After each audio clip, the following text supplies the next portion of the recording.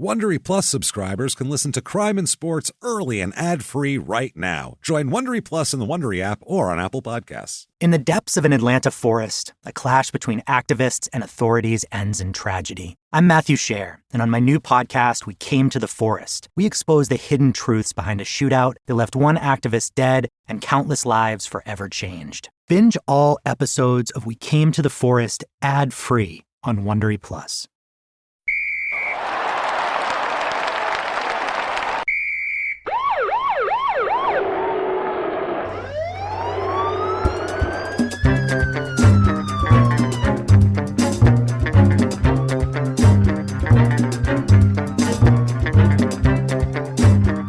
Hello, and welcome to Crime and Sports. Yay!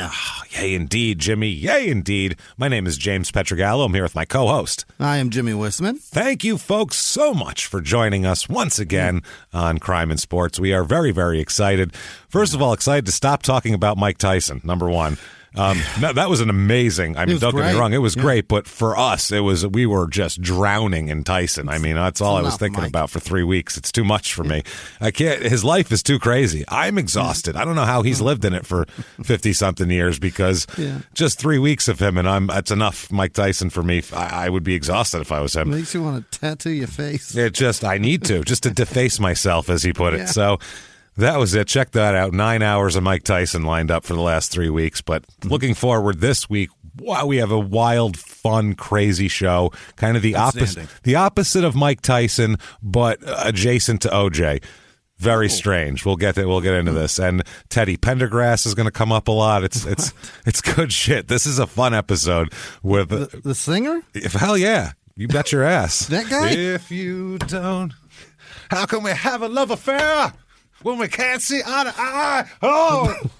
We got a lot of Teddy this week. We got some Teddy in here. It's good stuff. But yeah, we'll get into all that quickly. Thank you for your reviews and all that stuff that you do for us. They help a lot, so give some stars wherever the hell you can. I don't know, whatever. At this point, who gives a shit? But do it. It does help. Head over to shutupandgivememurder.com right now for tickets. Get your merch. There's lots of merch for everything. Yeah. Tickets to live shows all over the place. Damn it, let's go. There are 3 Crime and Sports live shows sprinkled in here. I think they're sold out. I'm not sure. You can check into that. Full slate of stuff. Next month, we're going to be in Brea in L.A. there. We're going to be in San Diego. L.A., show out, please. L.A., come and see us, L.A., please. It's Brea's, I believe, out of our whole tour was the worst selling show. So please get out there. And Boston, 1,200 people sold out in a week and a half. Brea, I don't know, it was like 50 people. Like, holy shit.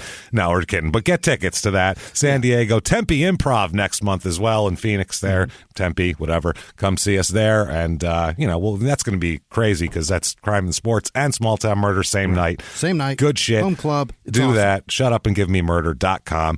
Also, Patreon is amazing this week. We had a banner week on Patreon, the episodes we just put up. You're going to want these. Patreon.com/crime and sports. First of all, anybody $5 or above, you get access to both shows' Patreon, whole back catalog, everything. If we put it out on Patreon, you're going to get it.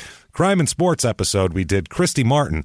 Talked about the female Tyson in the ring and then outside the ring. My God, what a crazy life she led. Not most of it, not her fault at all. That's the other part.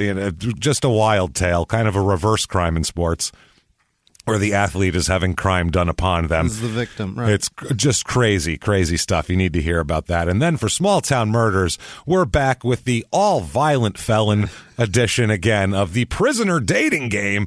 And it was one for the ages this time. Jimmy got some wild choices. You really brought some ringers. We brought the heat this time. There wasn't any good choices there for Jimmy. Not a one. Wonderful. But the woman he picked, you got to hear about her because she might be like the worst person we've ever talked about. And Jimmy's like, yep, that's my girl. It's amazing.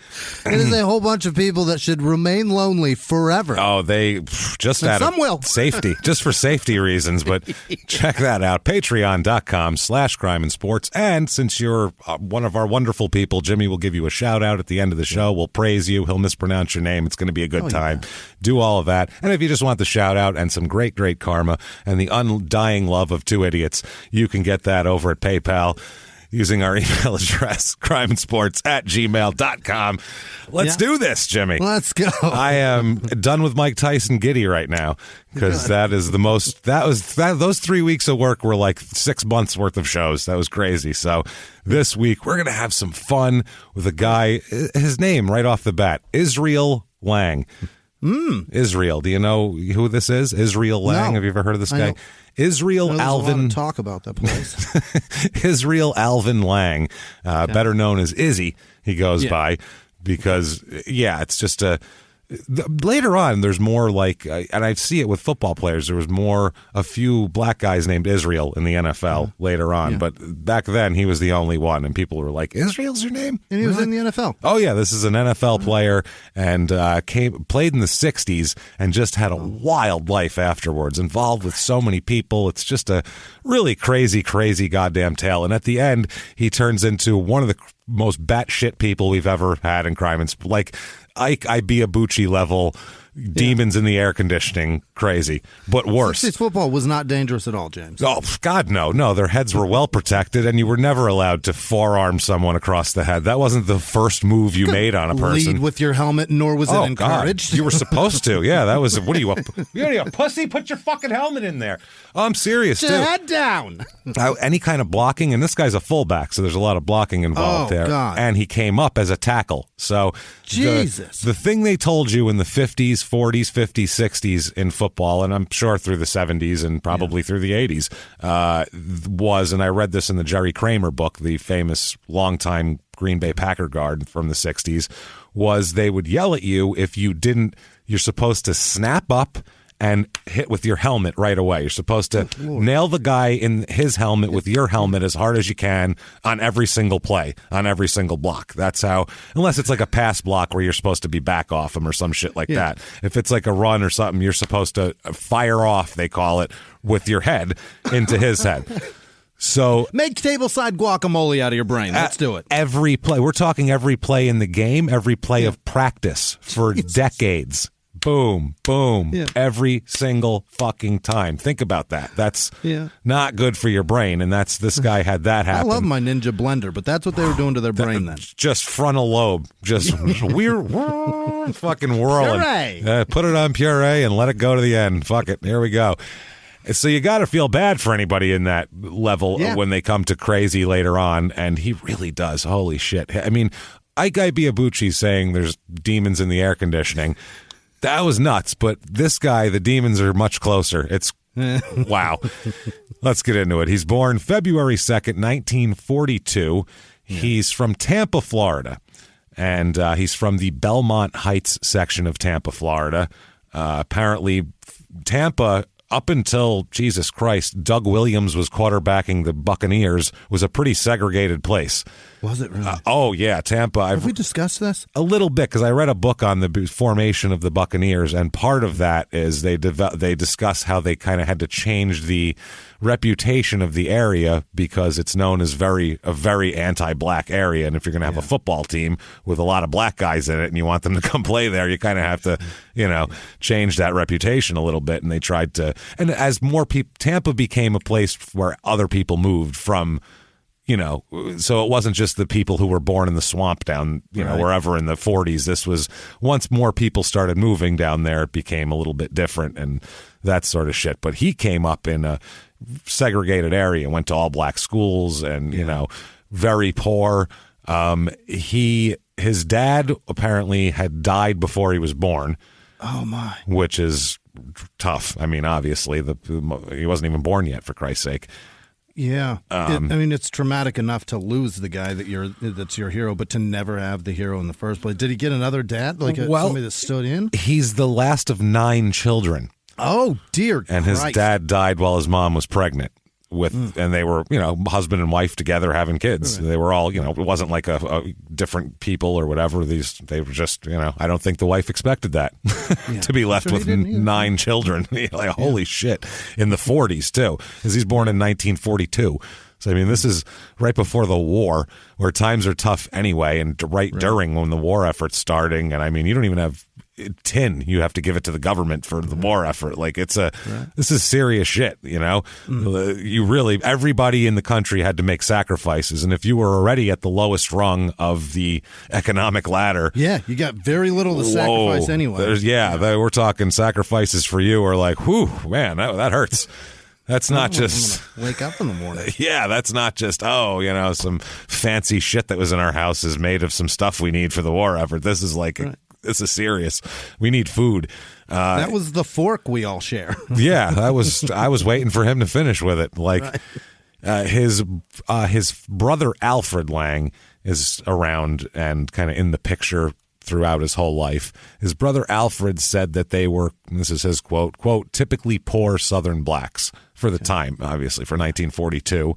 He said that, quote, some days my mother had to send me to my uncle's to borrow a cup of grits, which that's tough going with 9 kids when and when you're worried. That's rough, man. That's a rough. You're borrowing grits. You're borrowing grits. Yeah, that's tough enough with 2 people pitching in at full strength. Like with one person and 9 children. I mean, Jesus Christ. I don't know how the hell you do that except move into a shoe and write fucking rhymes about yourself. That's all I can imagine.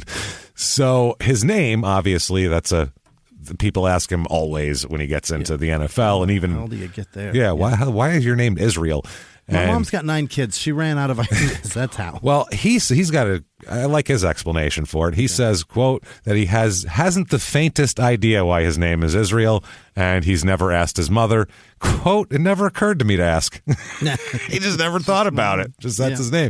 Then he says, quote, I'm the youngest one of 4 boys in my family with a biblical name. I'm the youngest too. Maybe they thought if they didn't give me a biblical name, they'd never have another chance. Yeah, that makes sense. I'm the only one with the biblical name, so they were like, and then maybe that was because the father died. I'm not sure. You think you'd be mad at God if you were religious and the dad died while you're pregnant, leaving you with 9 kids. You'd be like, this is part of his plan. His name is Fuck Jesus, which is a really weird name to send a kid to school with in the South and the floor. Like, damn, woman, are you I said it. That's what I wrote on the damn birth certificate, and I meant it. Your first name is Fuck? Yeah, but my middle name is Jesus. Make more sense? Makes sense now. Very strange. That's I'm just saying I'd be angry at everything if I was absolutely poor and going to war, and the country's going to war with Hitler. I'm dirt poor, and I have 9 kids, and my husband died. I'd be fucking furious at everybody and everything. Going into a war that's going to take a minute, and and I barely have tomorrow. So what the fuck? Slight bit of effort. So he goes to high school at Middleton High in Tampa, and he's a big star there, but he's a tackle. He's not even a running back then. He's a big, sturdy guy, 6'2". He's about 235, 240 when he gets into the NFL, which would be a big fullback now. That's a hell of a fullback. That's a big back then. That's a bruising fullback too. Yeah. I mean, that's today. That's a lot of man. Well, back then that was an offensive lineman. That wasn't even a running back then. That was like, Jim Brown was close to that, and there was a couple other guys, but mostly that was an offensive lineman if you were that big. So 2 more inches and that big fucker's a tight end. Oh yeah, he'd be great. But he plays tackle coming up because he's such a big guy. He says in this one interview they talked to him in the South Florida newspaper. They talked to him in the 60s, and they're like, remember that game you played against Dillard High School in 1958? Do you remember anything you did in that game? And he said, quote, no, I didn't do anything spectacular. How many spectacular things can a high school tackle do? Like, fuck do you want from me? I blocked this guy real good, and the crowd cheered. Like they were a bunch of times. See, they were watching the ball, so they didn't see what I was doing, and nobody cared. I mean, Jesus Christ. I remember watching football when I was a kid. There'd be like a hold, and I'm like, who gives a shit? Did you see that guy's run? Yeah, that was amazing. But the hold is the reason of the run, but you're not watching that shit. If it's a good enough run, we should override the hold, I think. He broke 2 tackles, so that tells me. He did that. So we should tell you what, halfway. He gained 30. We'll give him 15. Let's. Such a heartbreak on the hold from a lineman. That'd be great if every penalty had like a big negotiation afterwards to figure it out. All right, we just 8 yards for them. but they get to start at their own 40 on their next possession. That's what we've all worked out and break. By the end of it, there'd be like 50 deals in place going on. Oh, well, the second quarter brokerage of the peace treaty it'd be amazing. We wouldn't know what the fuck was going on. If they get a first down, it should just be 10 yards off of whatever was gained. It shouldn't be 10 yards from the line of scrimmage. That's and back fucking crazy. And lose it down. That's a lot. Right. Or not lose it down, but still. No. That's a lot. It's still a lot. It's a stringent penalty. That's fucked up. I feel like my series of negotiations state of the game would be good because now you don't even have to watch the game till the fourth quarter anyway. Who cares how they got to 21-17? Now I want to see what happens with this. So this way you'd have to watch the beginning of the game to know what was going to happen at the end. You'd know the drama. Yeah. You'd know that that team can catch their balls with only 1 foot in bounds because of the third quarter treaty of the face mask. You know what I mean? Like that's the deal, part of the deal they worked out. That's interesting to me. Very complicated. You'd really have to pay attention to the game. Every minute of it, I feel like it'd be better for their ad dollars. I'm just saying. Not as exciting, I understand. But by the end... brokering that would happen. Yeah, you'd need a legal pad next to you to write the shit down because you'd be I flipped to that game. Christ, what's going on over here now? Complicated. And eventually it comes down to like what the running back is willing to give up for those yardage. It's a hold, but he did sacrifice his Bentley to make these yards count. He did that. He gave his Bentley to the middle linebacker for that. And each team would have an attorney on the sidelines walking back and forth next to the coach. You'd have the coach in like his team polo shirt, and you'd have an attorney full suit and tie with a briefcase walking next to him. Getting ready to negotiate things. That'd be amazing. That's what we need. Now we're talking about a game. This is outstanding. The quarterback just offered future bail money to Ezekiel Elliott. I'm telling you. He has offered one night with his wife for a one-on-one fly pattern down the left side with his top receiver. For the next time Tyreek Hill pummels his child, the running back is offering his legal services. I mean, that's something to me. That's a real game. Like I said, by the fourth quarter, it's a lot of complicated shit. It's like the Middle East over there by the fourth quarter. You're like, well, no, we put a treaty, so you can't put any settlements here. But then this one, that's not fair because in 1936 that happened. And this is what we're going to do. It's all the same. I like it. That makes the NFL so much better. Yeah, that's all. It makes it a little more complicated. Stupid rules. Yeah, fuck it. Who gives a shit? Why not? Let's let him really play. You want to let him play? Yeah, may as well. I mean, we're pretending that we're not injuring these guys at this point, acting like this shit's safe. It's the good most for their brains sport. too. They'll have to they'll stay mossy. Hell yeah. You know, I'm thinking. I'm thinking out there. I think this is working, man. It's better for everybody, really. It's a flex and muscle memory. It teaches kids too. Negotiation is really the key of life. It doesn't matter. It's key to success. Well, nothing's worth anything. It's only worth what you can negotiate it for. So it's worth what somebody's going to pay for it based on how you value yourself and your product. So make it later worthy. on when you're asking for raises and stuff. This is good experience. You worked out deals earlier in Pee Wee football. It was very. We can do this. Okay, so Izzy's offered a scholarship to Florida A&M. Yeah. And he said, quote, I didn't like the system there. My brother went to Florida A&M, though, but he didn't play football. So that's where Alfred ended up going, I believe. Maybe a different brother. I'm not sure. But he doesn't go there. From what I understand, he ends up, I don't know if he went to a school for a year and transferred, but he ends up at Tennessee State eventually. Okay. But he starts out at Florida A&I. He has a lot of history there. I'm not sure. Agriculture and industry. That might be it, actually. Artificial and insemination. They just got that livestock needs it bad. It's a booming. Lot of fisting cows all day. That's it. Well, bring the next one. Hold on, let me get a new glove. This one is filthy. So, yeah, he goes there and meets the first of his famous friends that he ends up collecting over the years. He becomes very good friends with Wilma Rudolph, who is the future, obvious future, like, hero of the Rome Olympics for the United States. And, kind of an icon of black culture as well. Sure. American culture, really. She's a badass Olympian. So she went there too? I guess that's where he met her, was at Florida A&I. Got it. And he said, quote, Wilma could outrun me, I guess, but don't let that get out. So don't tell anybody. he was embarrassed by that a little. So he goes. Don't tell anybody she's amazing. Don't tell anybody. It's not like the whole entire world was watching her fucking run circles around people from every country on earth a little while ago. Assumed she probably could work you. A 240-pound former tackle, probably. We would think so. So he ends up at Tennessee State for his, whatever here, the Tigers, that is. And you don't hear much about Tennessee State. So to find even their, it's really hard to find their records for football seasons, even from back then. Never mind rosters or stats or anything like that. It's founded in 1912. It's the only state-funded historically black university in Tennessee.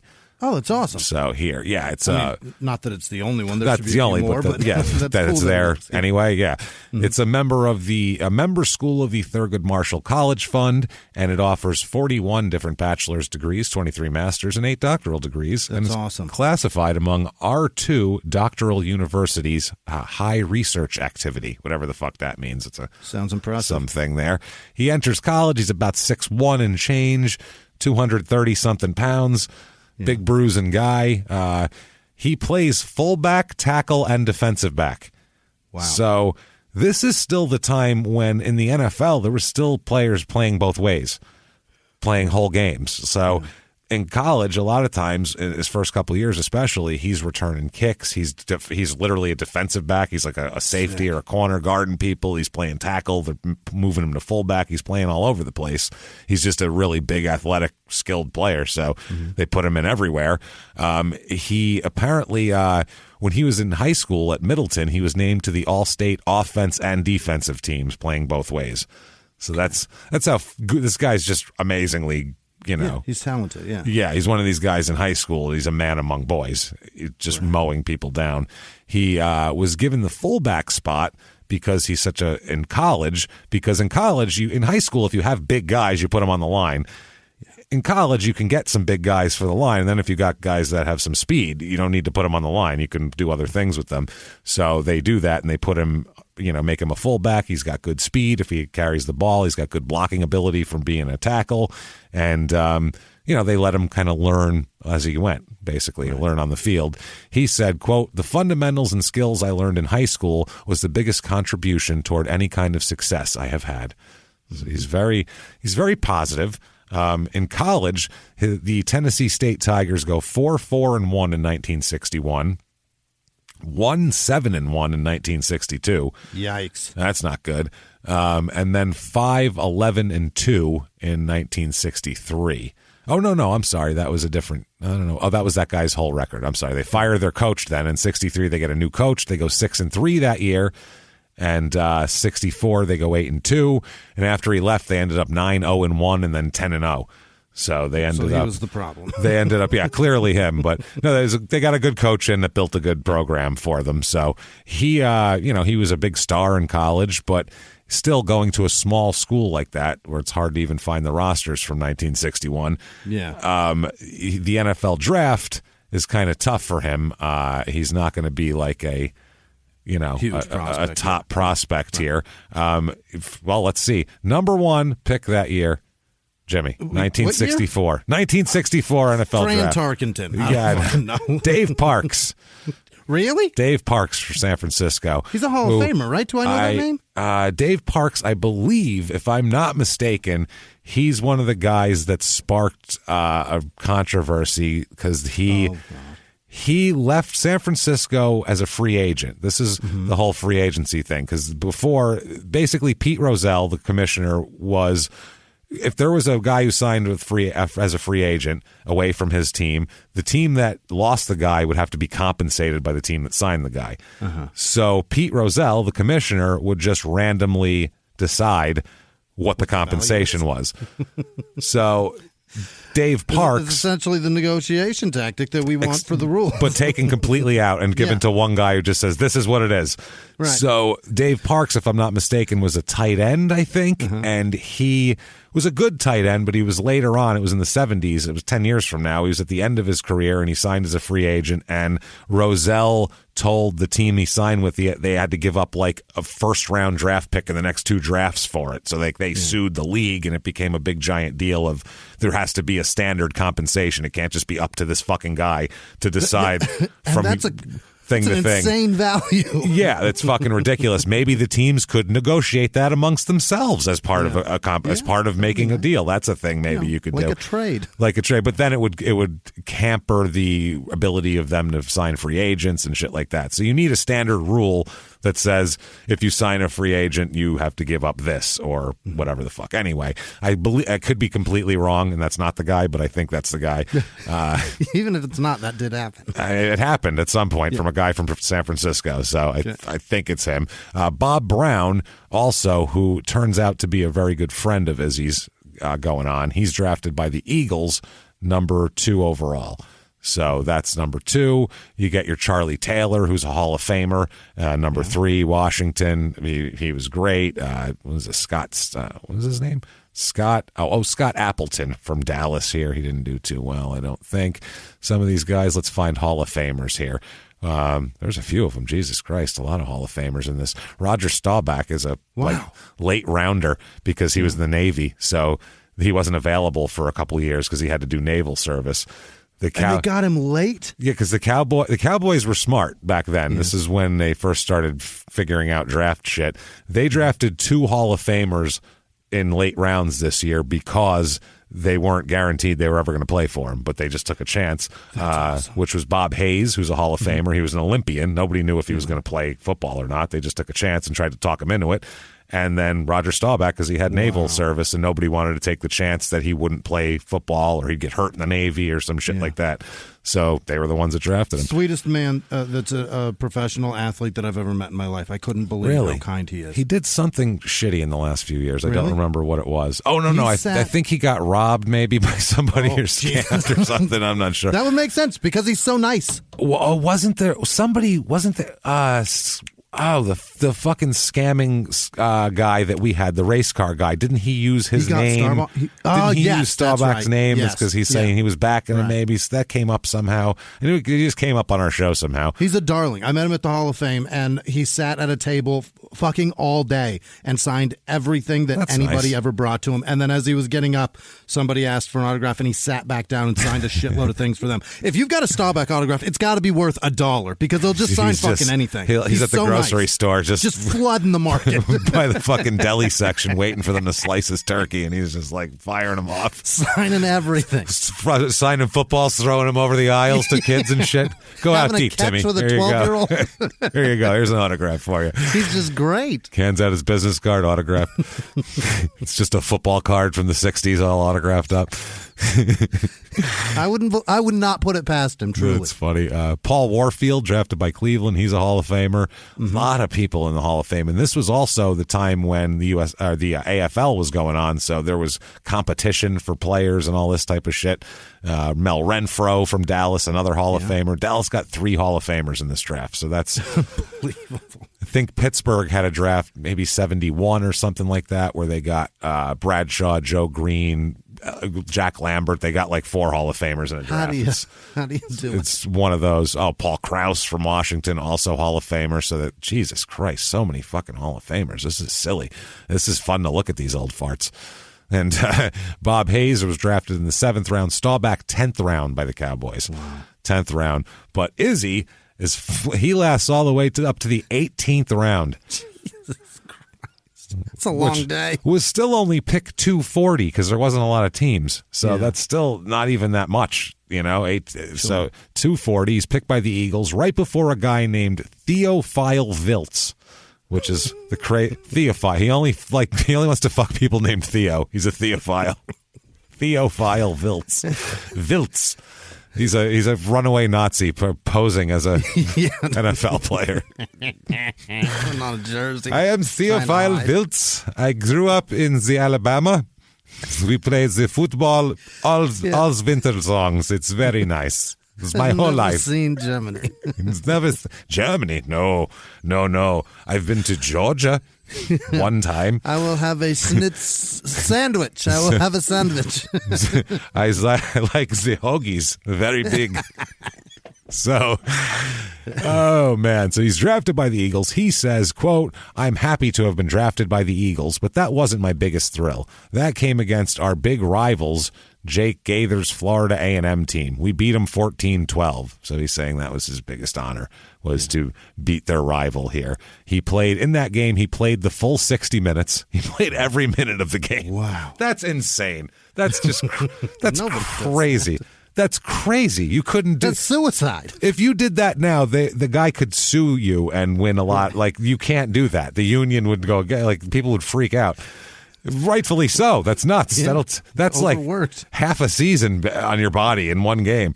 You don't have any recovery time. His assignment was to guard Bob Hayes of the Cowboys, who was... Jesus Christ. Literally, at that time, the fastest human being in the world. Legitimately at the Olympics keep up with that guy, and that's who he's got to get. That's who he's got to guard. And Hayes had -6 net yards for the day, so he had nothing. He held him to -6. -6. Shut his ass down to a loss.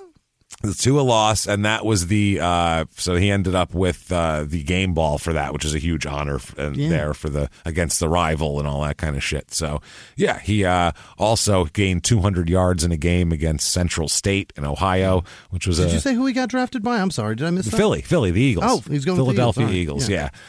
He 100-yard dash time is 9.9. Which I don't even know if that's good or not. But for a huge guy, it seems pretty. I don't think I could do that. So it seems I'm going to say it's fast. Yeah. I mean, it's if you double and a half 40s, that's about four. That's a 4.7 40. You know what I mean? And then you got to add some because it's a 100-yard dash, and you add another 20. So if he had let's say he ran a Michael Vick 4.240, which that's silly. That would be 8.4 for an 80, and then another. Jesus, another 2.1 for that. So that's what do 10. We got? That's 10. So that's pretty fast. 9.9. Pretty fast for 100 yards. Seems fast, but I mean that's also if you let Michael Vick run 100 yards, he'd probably do it way faster because he wouldn't have to start up. Once he gets times. up to speed, forget. Yeah, it's over. So all right, there you go. Anyway, he he felt like. He said that he feels like he'd be able to be about 240 pounds without losing any speed when he's in the NFL.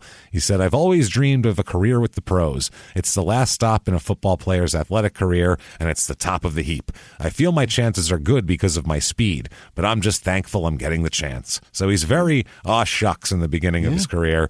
And then he gets fun. It sounds like he came from poor Florida, and now he's working the dream job. So, he's excited to have an sense. opportunity rather than being poor during the war. This is much better, probably.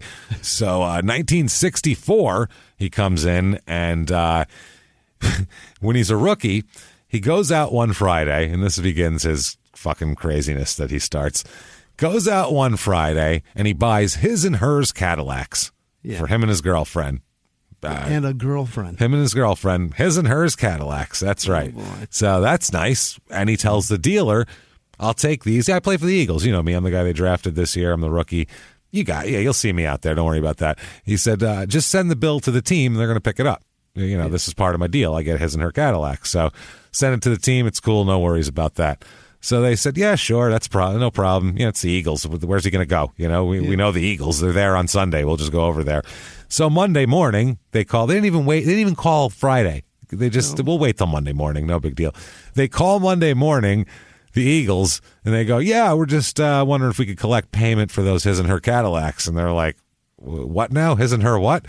They're like, "Your draft pick, your guy, your rookie this year, Izzy Lang. He said you guys were picking up the tab on his and her Cadillacs. He drove off. Beauty. One was sky blue. I'm telling you. The velour seats. This thing rode like a dream, pal. And bells and whistles. Oof, it was impressive. So he gave that to the little lady, and he kept a different one, a black one, very sleek. I feel like he's gonna go a long way in that car. And the Eagles said, "What the fuck are you talking about? we know don't do that. Nothing about that. That's not part of anything. We definitely didn't say we were going to pay for not one but two Cadillacs." Right. No, absolutely not. So he had to return the 2 Cadillacs to the dealership, which then had used Cadillacs now that they got no compensation for. Awkward ride back to the dealership. But he was like, he thought it was cool because he thought it was like renting Cadillacs for the weekend. He said they got free Cadillacs and they used them all weekend. That's why they did it on Friday. So that was his plan there. They said that all of his teammates said he's a real pleasant guy, fun to be around. He's got a big, deep voice, like a big, deep voice, a big booming laugh that you can hear throughout everything. Yeah, he's a fun guy to have around. Dedicated player, they said. On the field, you could count on him. At practice, he's there for you. He'll play 60 minutes, for Christ's sake. This guy, no doubt. Count on him for anything. One thing he's into, though, much like the Cadillacs, is he's very, very much into material things well beyond his means. Well, yeah. You're an 18th round draft pick in the NFL in the 60s. You're making shit. At this point, he's making $13,000 a year. Yeah, may as well get his and hers Cadillac as a bonus. Which is a lot in the 60s. It's a good living, but you're not a millionaire. You know what I mean? You're making a good living. You're like a good upper management, white-collar job you have, basically. You live in the suburbs. Ends are meeting. Yeah, everything's fine. Yeah. You can have a Cadillac and a decent little house, but you can't go crazy like he does. Him and his girlfriend later, his wife, we'll talk about her because she's a very interesting part of this story and tragic and everything else. The teammates all said they're living well beyond the salary at all times. A former Eagles tackle named John Myers said, quote, Izzy enjoyed the finer things in life. He always drove a fancy car and had the nice jewelry and nice clothes. Unfortunately, he was living on a lot of credit. None of us was making a lot of money back then, so he was just doing it. Norm Snead, who was the quarterback during the late 60s. So the one guy who is making real good money is the quarterback because not only is the team paying him well because he's the face of the team, but then they have endorsements and they're doing commercials all over town, and they're earning it. Yeah, they're driving around free cars from dealerships because they actually do get a free Cadillac if they, do a commercial. That's why he thought he could. Yeah, he's like, I figured I'll be like that someday. I remember reading this in this book about Jim Kelly when he went to the Houston Gamblers in the USFL. Part of his deal was a new Corvette every 3 months or 5,000 miles. He got a new Corvette from the dealership for doing local Corvette commercials in Houston. When you change your oil, he gets a new car. That's it. Yeah, he just, rather than change his oil, he just pulls it in and they give him a new one. They just give him a new car. Yeah, we'll change that, and while we're doing that, just take this one and we'll sell this one. Service sounds like a headache. Nobody wants to wait for the car. Just have a new one fired up for me outside. He was hip-hop's biggest mogul, the man who redefined fame, fortune, and the music industry. The first male rapper to be honored on the Hollywood Walk of Fame, Sean Diddy Combs. Diddy built an empire and lived a life most people only dream about. Everybody know ain't no party like a Diddy party, so. Yeah, that's what's up. But just as quickly as his empire rose, it came crashing down. Today I'm announcing the unsealing of a 3-count indictment, charging Sean Combs with racketeering conspiracy, sex trafficking, interstate transportation for prostitution. I was up. I hit rock bottom, but I make no excuses. I'm disgusted. I'm so sorry. Until you're wearing an orange jumpsuit, it's not real. Now it's real. From his meteoric rise to his shocking fall from grace, from law and crime, this is the rise and fall of Diddy. Listen to the rise and fall of Diddy exclusively with Wondery Plus. In the 1980s, a rosé swept the country. Hey, Mike, I really like this White Zinfandel. Well, good. Now put it down. We're going to try another one. White Zin became America's top-selling wine. But most don't know that this sweet drink has a sour history. What began in 1986 with counterfeit bottles. A big fraud, a multi-million-dollar fraud. Sent investigators chasing one of the most powerful families in the business, the Licciardis. But the closer the feds got to them, the more dangerous things became. It's a story of deceit. At the time, I was paranoid. Threats. You touch my kids, I will kill you. And murder. With a .22 caliber bullet to the head. What started with a scheme to mislabel wine spilled into a blood-soaked battle for succession. Welcome to Bloodvines. You can binge listen to Bloodvines exclusively and ad-free on Wondery Plus. Join Wondery Plus in the Wondery app, Apple Podcasts, or Spotify. So, yeah, he would do all that. So Norm Sneed, the guy here, he would always say that it was like a big highlight whatever Izzy and his wife would wear to the stadium, because they would come dressed like sharp and fur coats and like, real, fancy and shit. And everyone was like, damn, what's Izzy going to be wearing today? Like, crazy hats and all. He was into the real style of the 60s and all that kind of shit before most people were. He was on just the cutting edge of that, the forefront of that. Reason for that is his wife's in the music industry, and we'll talk about that. But oh, really? Yeah. Norm Sneed said, quote, he asked me one time, what do you do with your money, Norm? You don't wear it or drive it. So what do you do with it? What kind of thing is that to say to a guy? He said he just Sitting laughed. in your car looking at your clothes. What do you do with your money? He goes, yeah, what do you do? Shit. You ever see Night Shift? Yeah. with Michael Key, we talked about that, and Henry Winkler, when he goes, what are you doing with all your money, Chuck? Because he's got a crazy car and all this shit. He goes, what are you doing? And he goes, come with me, and he takes him to the cemetery, and he goes, he bought a cemetery. That's a good idea. People got to die. Why can't they die for us? Chuck and Bill Cemetery. So anyway, that's what are you doing with your money? But he thought it was hilarious because he was saving his money and doing shit like that with it, and sending his trying to live on this later. That's what I'm doing with it, and spending what he had and stuff. And Sneed said, "quote Izzy was Izzy. It's hard to describe." And that's kind of the way everybody puts it. Great guy, a lot of fun, love to have him around. And you're like, what was he like? They go, hard to describe. Izzy's Izzy. There's just no other way to describe him. He's just that guy. So it's real fun. 1964, though, his rookie year, he plays in 12 games. There's 14 in a season back then. He rushes the ball 12 times for 37 yards, which is fine. He has 6 receptions as well for 69 yards. And then he also has some punt returns that he does as well. Fumbleitis would be the way to put this guy. Oh, no. This year. I think he has 18 total touches of the ball. Yeah. And he has seven fumbles out of 18 touches. Oh, my of the ball. God. He is just butterfingers to the extreme. Just, like 40% time he touches it, he loses. He's going to fumble the ball. Not good. Like, don't get him the ball. Oh, God, hold on to it. Jesus Christ, Izzy. Hold on tight. Izzy, pitch it. It just must be a thing that defenses found on film. Maybe he carried the ball low, or he carried. Sometimes they'll find that in a rookie and they'll attack it. Something that nobody saw in college. That he just that's what happens. In the NFL, they're a lot more. It's a business, so the guys are.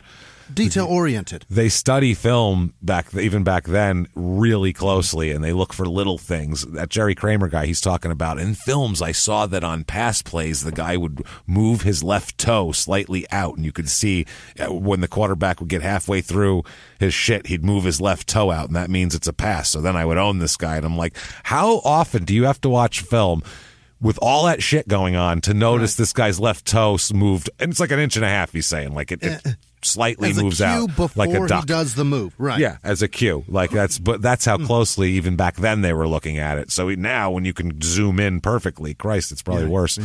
So the second year there, he has a lot of problems as well. He fumbles the ball in a fourth quarter of a game against the Lions, and he has a 27-yard gain. And then they get into Lions territory, and then they give him the ball again, and he fumbles it and gives it away, and they end up losing the game. And he's very disappointed. And he said, quote, no one has to tell me I have the ability. It's just a matter of confidence with me. I'm going to do better.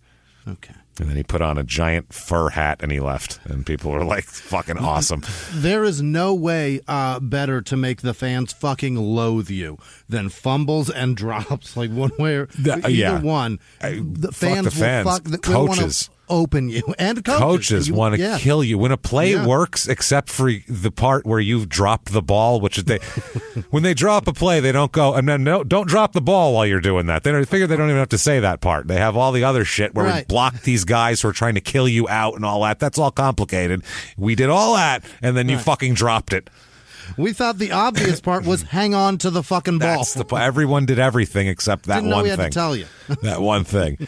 Yeah, back in the day, Parcells used to fucking bench people for fumbling like hardcore. He was and they still vicious should. about it. Yeah, he was. It is really tough. heartbreaking to see a guy fumble 3 or 4 times in a 4-game period. Yeah. That just consistently in the same way drops the fucking ball. Or drops from a receiver when Wide you see open. a guy make a beautiful move on a cornerback, get wide open, quarterback throws 45 yards to a moving fucking target. That's An amazing. impossible thing happened. That's and amazing. You can't just grab the fucking ball. Go outside and try to throw a ball 45 yards, number one. It's hard. And if you can possibly do that, then try to throw it exactly when you need to, timed to perfection to a moving fucking target at that distance. In the right place, with the ability for that guy to catch it every time. See if your fucking shoulder stays together. But only him, no one else. That's the other thing. Only him. Right. It can only go There's there. 8 guys out there in that backfield. His outside shoulder, not his inside shoulder, from 45 fucking yards away. And then have that guy just drop the ball. And you go, Jesus Christ, I drew the Mona Lisa, and you just shit on her forehead. You just completely put a fucking... never mind her missing eyebrows. Through the canvas, you cocksucker. That's why she's got no eyebrows. It got washed away with the shit when you took a dump on it, you fucking jackass. So, that's a terrible thing. His friend Bob Brown, who was the Eagles' #1 draft choice and a future Hall of Famer, he says that Izzy's had a great, deep, resonant laugh that just echoed throughout the locker room, made everybody like him. He said, quote, even though he might not have been the star running back, he was always a fun guy for everybody to be around. We were young, our legs were fresh, we had great hopes, high ideas, all the things you have in your early 20s. Yeah. So Bob Brown, he puts Izzy in that part of the glory days of his life. He's a part of it, you know what I mean? Right. Being a young... Yeah, being a young first-round draft pick in the 60s with your whole life ahead of you and money and all this stuff, that's got to feel great. So, And there's a place for that guy in the locker room, even if he's not utilized heavily on the field. That guy is so imperative to the character building of that locker room and keeping the camaraderie of the guys together. It's all a big cocktail. But it sounds like Izzy doesn't realize that that's his role, and he wants the flash. That's the thing. Yeah, he wants to be a great player, and they're like, no, Izzy. You're fun. You. You're fun to have around. That's the thing. Your voice. That's the important part in you. Every once in a while, he'll get a good run off, and hey, look at Izzy go. But I mean, he's good to have around. He's a good shit, as they say. Right. They like having him there. Great hang. Yeah, but Bob Brown, it makes sense that he would just put Izzy in there while he's sitting around listening to Glory Days. He's got that going on. So Izzy, he plays in all 14 games that year. He has 10 rushes this year for only 25 yards and 1 touchdown with a long of 8 yards. So that wasn't much. Only 2 receptions for 30 yards and no touchdowns there, but no fumbles either this year. Great. So, yeah, that's what I mean. He didn't fumble, doesn't do much. Good guy to have around. What's he going to wear today? Hey, Izzy's funny, and then you go out and all play. numbers are a positive thing at this point. That's great. Yeah, and then when you come off the field and Izzy's in the locker room, you're like, oh, shit, were you here the whole time? That game was great. There you are. Now, we had a game today, is it's around this time where his brother, Jim, is stabbed to death by his wife. Oh, my God. His own wife, not Izzy's wife. That would be weird. That'd be really weird if that happened. But no, this is his brother Jim stabbed to death by his wife. Shit. Which is pretty fucking crazy.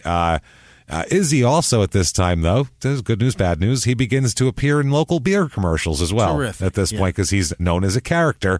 And for the shit that he wears and the stuff like that, the fans have started to take notice of him and like him as a kind of a mascot or, He doesn't play, he doesn't do very much, but we like him. He's our guy, He sells Philly beer. That's great. That's what I mean. He does that, and, that's good, but it's got to be a lot for him to take in. An awful lot for him to take in. Something like, it'd be like going back to 1965 and taking in the sales, Jimmy. All of the wonderful sales going on in 1965. I'm going to drop sales in every once in a while here because we're going through the decades. Found some funny stuff here. I found from the Philly paper. This is Phillies at Dodgers, or Dodgers coming into town to play the Phillies at Connie Mack Stadium. So that tells you how goddamn old it was. $4 for $4, you get air-conditioned buses and tickets to the game. So you get an air-conditioned bus ride and a ticket to the game for $4.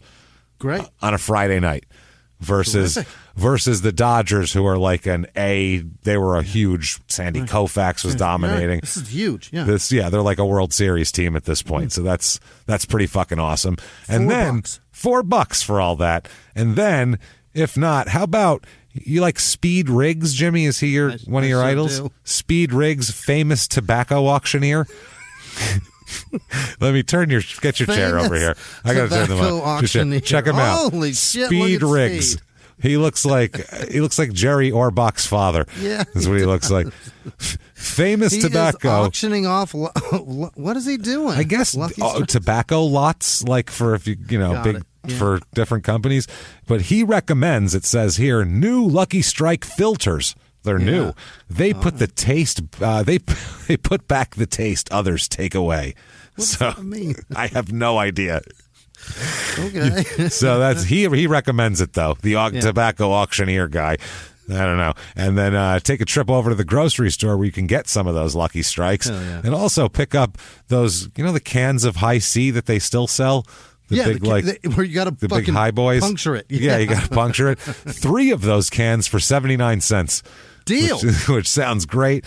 Peanut butter, 3-pound jar, 99 cents.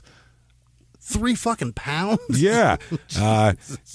Shit tickets, toilet paper here. Yeah. 4 rolls for 29 cents. That seems good. I mean, they're probably terrible. Affordable, yeah. They're probably it's terrible. A luxury. Terrible. ShopRite mayonnaise, 39 cents, everybody. Look at that. What do we have? White tuna in the can, 2 cans for 69 cents. It's always been. And a 5-pound box of shrimp for $3.79. It's a shrimp sale at the ShopRite of Fairless Hills in Fairless Hills, Pennsylvania. If you happen to be back in 1965, you can get all of that. I remember very vividly when things cost cents. Nothing is cents anymore. No, that's so weird. What? Don't throw those coins out. Kids probably just get coins and they're like, ew, and they just throw them in the garbage on the way out of the store. Ew. They go, ew. An old man could have totally jizzed on these. I'm throwing them away. Yeah, that's COVID's origin story. It's pennies and dimes. From old men jizz? Yeah, it's very sad when the old men jizz on it all. It's no good. Sitting in the bottom of a cup holder in a car for years. Oh, man. So, 1966, Izzy has a good training camp where he's kicking some ass and he's looking good.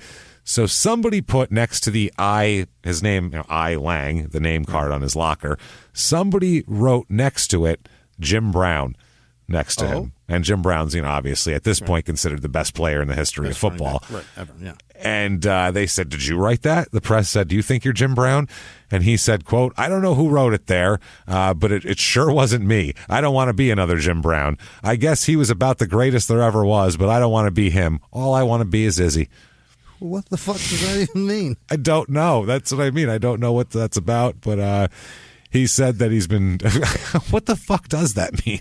I don't know what the... Why would they write that?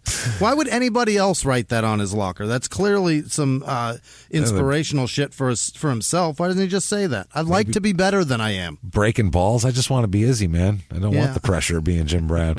I don't want to be that guy. He's saying about playing fullback, you just have to make up your mind and stay confident so you'll be ready when you get your chance. Somebody asked if I felt pressure on that 4th down play from some game. Quote, heck, that's what a fullback's job is.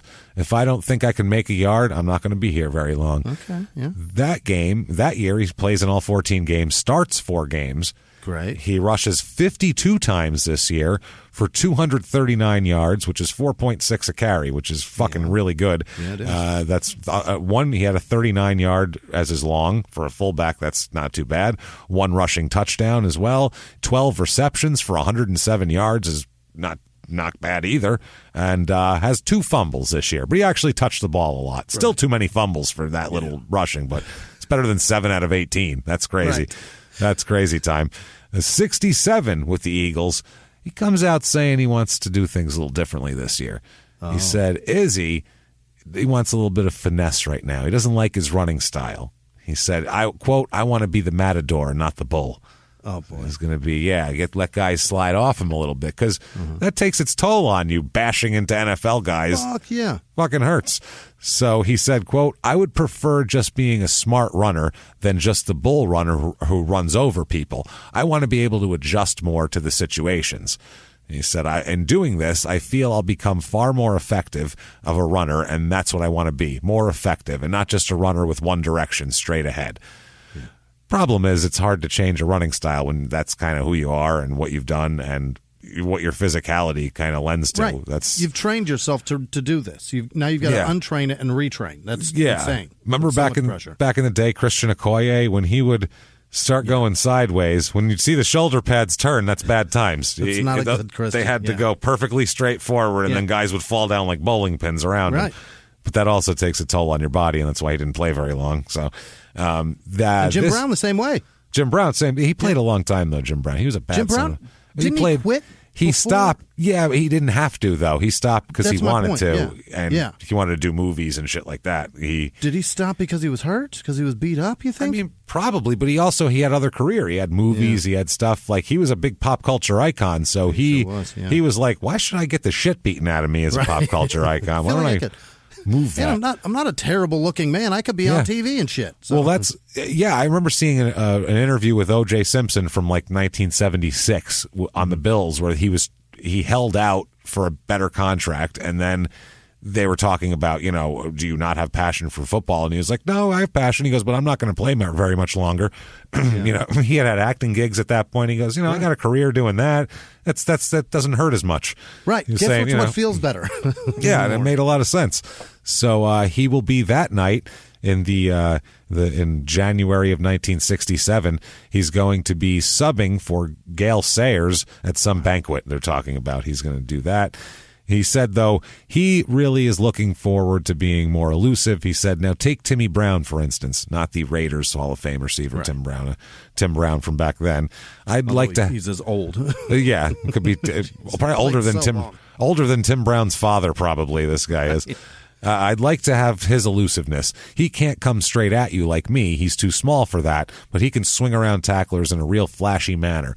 Tim's a close friend of mine, but I fear his size, which is 5'11", 198, might be catching up with him. I think if the club would move him away from the running back, halfback spot, he could probably go on for another 5 or 6 more years.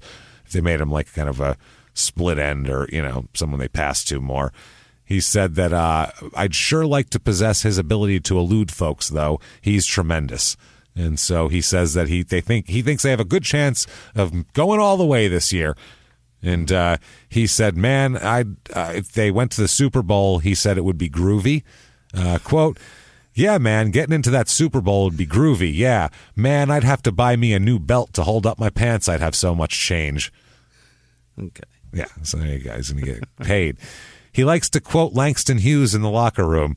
He's going around quoting poetry, which is an odd thing to do. A bit much in a 60s football locker room. Right. That really brands you as a weirdo back then, even though that's not that weird. Yeah. If you read Ball 4 by Jim Bouton about baseball in the 60s, if you read a book, you were considered like a communist, basically, back then. Like, you were suspect. Like, look at this guy fucking reading over here. Yeah. Like, Jesus, they'd all roll their eyes. Omar Epps in the program, just spitting out big words and sounding like a moron. Look at college boy over here with his books. Like, it was crazy. So he ends up instead marrying a former Miss Philadelphia. So that's his girlfriend this whole time. Her name is Tasmania. Tasmania Melanie Lang, goes by Taz. Taaz. She goes by Taz and Izzy. Wow. Yeah, Taz and Izzy Lang, and Taz is a badass. She's cool as fuck. Taz. Yeah, she's cool. She's a black lady, but has like crazy blonde hair, and like she's in the music industry, and she's friends with like everybody famous, and like Michael Jackson looks at her like an aunt and shit when he's a little kid. It's really weird. But they end up moving into a mansion in Philly with a yard so large in the 60s it cost hundreds of dollars a month to maintain. Just to maintain wow. In terms of watering and landscaping and all this shit, because it's this giant, like, picturesque yard that people have to do. So he can barely afford to landscape his house, never mind the house. It's crazy. But she ends up doing very well for herself. In 67, though, he starts 11 games. Does well. 101 rushes for 336 yards and 2 touchdowns. He has receiving. He ends up with 26 receptions for 201 yards. 4 fumbles still, but he's getting there. Not bad. He ends up going. They don't go to the Super Bowl, but they make the playoffs, and they go to the Playoff Bowl, which is the 3rd and 4th team would play that. Like the teams who lost in the conference championship games play in this. It was like a auxiliary. Imagine teams doing that now. For what? Never. They used to do that, and they'd play the college all-star game where the Super Bowl winner would play the NFL champion or whatever, back when it was that, would play the college all-star team every year before the season. Why? Imagine that. Because it was a spectacle people like to watch. I suppose, but it's just this is before guys were making. This is before useless ass thing. This was before there was like $100 million in one guy running around. This was when guys made $13 grand a year. Imagine needing to know the pecking order that much. Yeah. You know? And every year it was like 58-0. Like the college guys would never score a point because they're playing the Super Bowl champions, who are a team, and against just some put together team of children, essentially. Children that are going to be leaving next year that they have no vested interest in this. But Israel here becomes the most valuable player in the Playoff Bowl. Oh. He's the MVP of the Playoff Bowl, and he's very, very excited about that. To decide 3rd and 4th place. Don Shula, who was the coach of the Colts at that point, is really pissed off about it. He's mad. He said that's bullshit that he won the player. He said, how could they select Lang? He said he didn't even start the game. And so apparently he had done well early in the game, and that's the balloting comes before the end of the game, so that's why it happened. And Shula says, I still don't see how Lang could have got that award. He's very mad. He's saying there's foul play. Have a good first half. That's all. It's not a big deal. I think Shula's calling for some foul play here. There's some rigging going on. I think there's some arm twisting possibly. You never know. Super Bowl comes around, and they're asking him, this is the Packers and the Chiefs playing in the Super Bowl, and they're asking him, what's going to happen. He says Green Bay's going to win, which they do end up winning. He says, man, I'm not taking anything away from the Chiefs. One of my best pals is on the club, but I like Green Bay by about 12. And he says, listen, man, those Packers have too much hosses. Too much of them. What? And Kansas City has too much inexperience and youth. I just think competition is keener in the NFL. And we'll all see how true that is Sunday. Too much hosses and then keener in the next sentence. He's just a very weird guy. Yeah, it's very Southern, then throwing some British shit in there. It's just fucking funny. Like, I don't understand. The way he speaks, cultured, James. He's an interesting guy. It's the best way to put it. He's just very interesting. He says that he thinks he can't wait for next year. He says, if I can get to be a little more elusive, I think I'll like it more. Right now, I'm a situation runner. If I have to go inside and over folks, then I'm the 3rd and 3rd man, or the 3rd and 4 man. Now, 3rd and 3 man, or the 3rd and 4 man. Now I just want to be more capable of swinging around the ends. Give somebody the hip, take it away, and then run on you. You're a fullback, though. Now, 1968 comes around. His wife is pregnant. Taz is pregnant. His son is born. He has a son. He ran around the hospital yelling, I've got a boy, in his loud voice from floor to floor, just like waking up sick people and shit. They were like, shut up. He's like, fuck you, I have a boy. He's like super jacked. What do you think he names his son, Jimmy? That's Junior. It's absolutely Israel Jr. You know it. He's going to break all the rules. He is also becoming very culturally relevant. And he becomes part of a circle of athletes, of black athletes, headed by Rosie Greer, who was an actor later and everything else, that were around Robert Kennedy when he was doing campaign appearances in 1968. Wow. They were kind of part of his security team / they would talk and shit like that too. It was just part of like, this is the youth and the black culture and all that. And Kennedy was showing that he was down with that shit. So, they blew their job. Well, shit, how do you stop that? Yes, wasn't the first ones to fucking do that. Better them than the Secret Service. They're not the Secret Service. So I think, John, those guys fucked up worse. Yeah. This was in a restaurant, and Rosie Greer was the guy to tackle Sirhan Sirhan and wrestle the gun out of his hand. So is that right? Yeah, he was the guy who took the fucking gun from him. So Rosie He really Greer... did that? Absolutely. He's a bad motherfucker. He went right at the gunman. He went toward it instead of away from it and tackled the dude and took the gun out of his hand so he couldn't shoot Kennedy Moore. Wild assassination that was. That really was. That was fucking insane in a kitchen. It's just a lot. Yeah. So there's all sorts of conspiracies about that too. Yeah. So we're going to say this here. Grace. Right? Hanging with Rosie, that's it. You know, he's married to Miss Philadelphia, getting Izzy Jr. He's hanging out, you know, in big famous circles of high society and politics and all this shit. And it's impressive. Living in a mansion. He's doing wonderfully. Definitely Grace for him now. We'll put it there. Now, I didn't mean to put this, I guess this would be post-Grace, but not his fault. This has nothing to do with Izzy's doing, but also happens this year is Martin Luther King is assassinated. Oh, no. Which, like we said, Izzy had nothing to do with that. He was not involved. On the security detail that day? Or I'm going to outright say this, that I'm 100% sure Izzy Lang did not assassinate Martin Luther King. Okay, so all right. I think that's we can clear him from the suspect list, I feel. That is rather reckless of you. It is. I'm clearing him, though. You know what? I'm going to go ahead and do it. I'm going to clear him. Yeah. He said that... Controversial.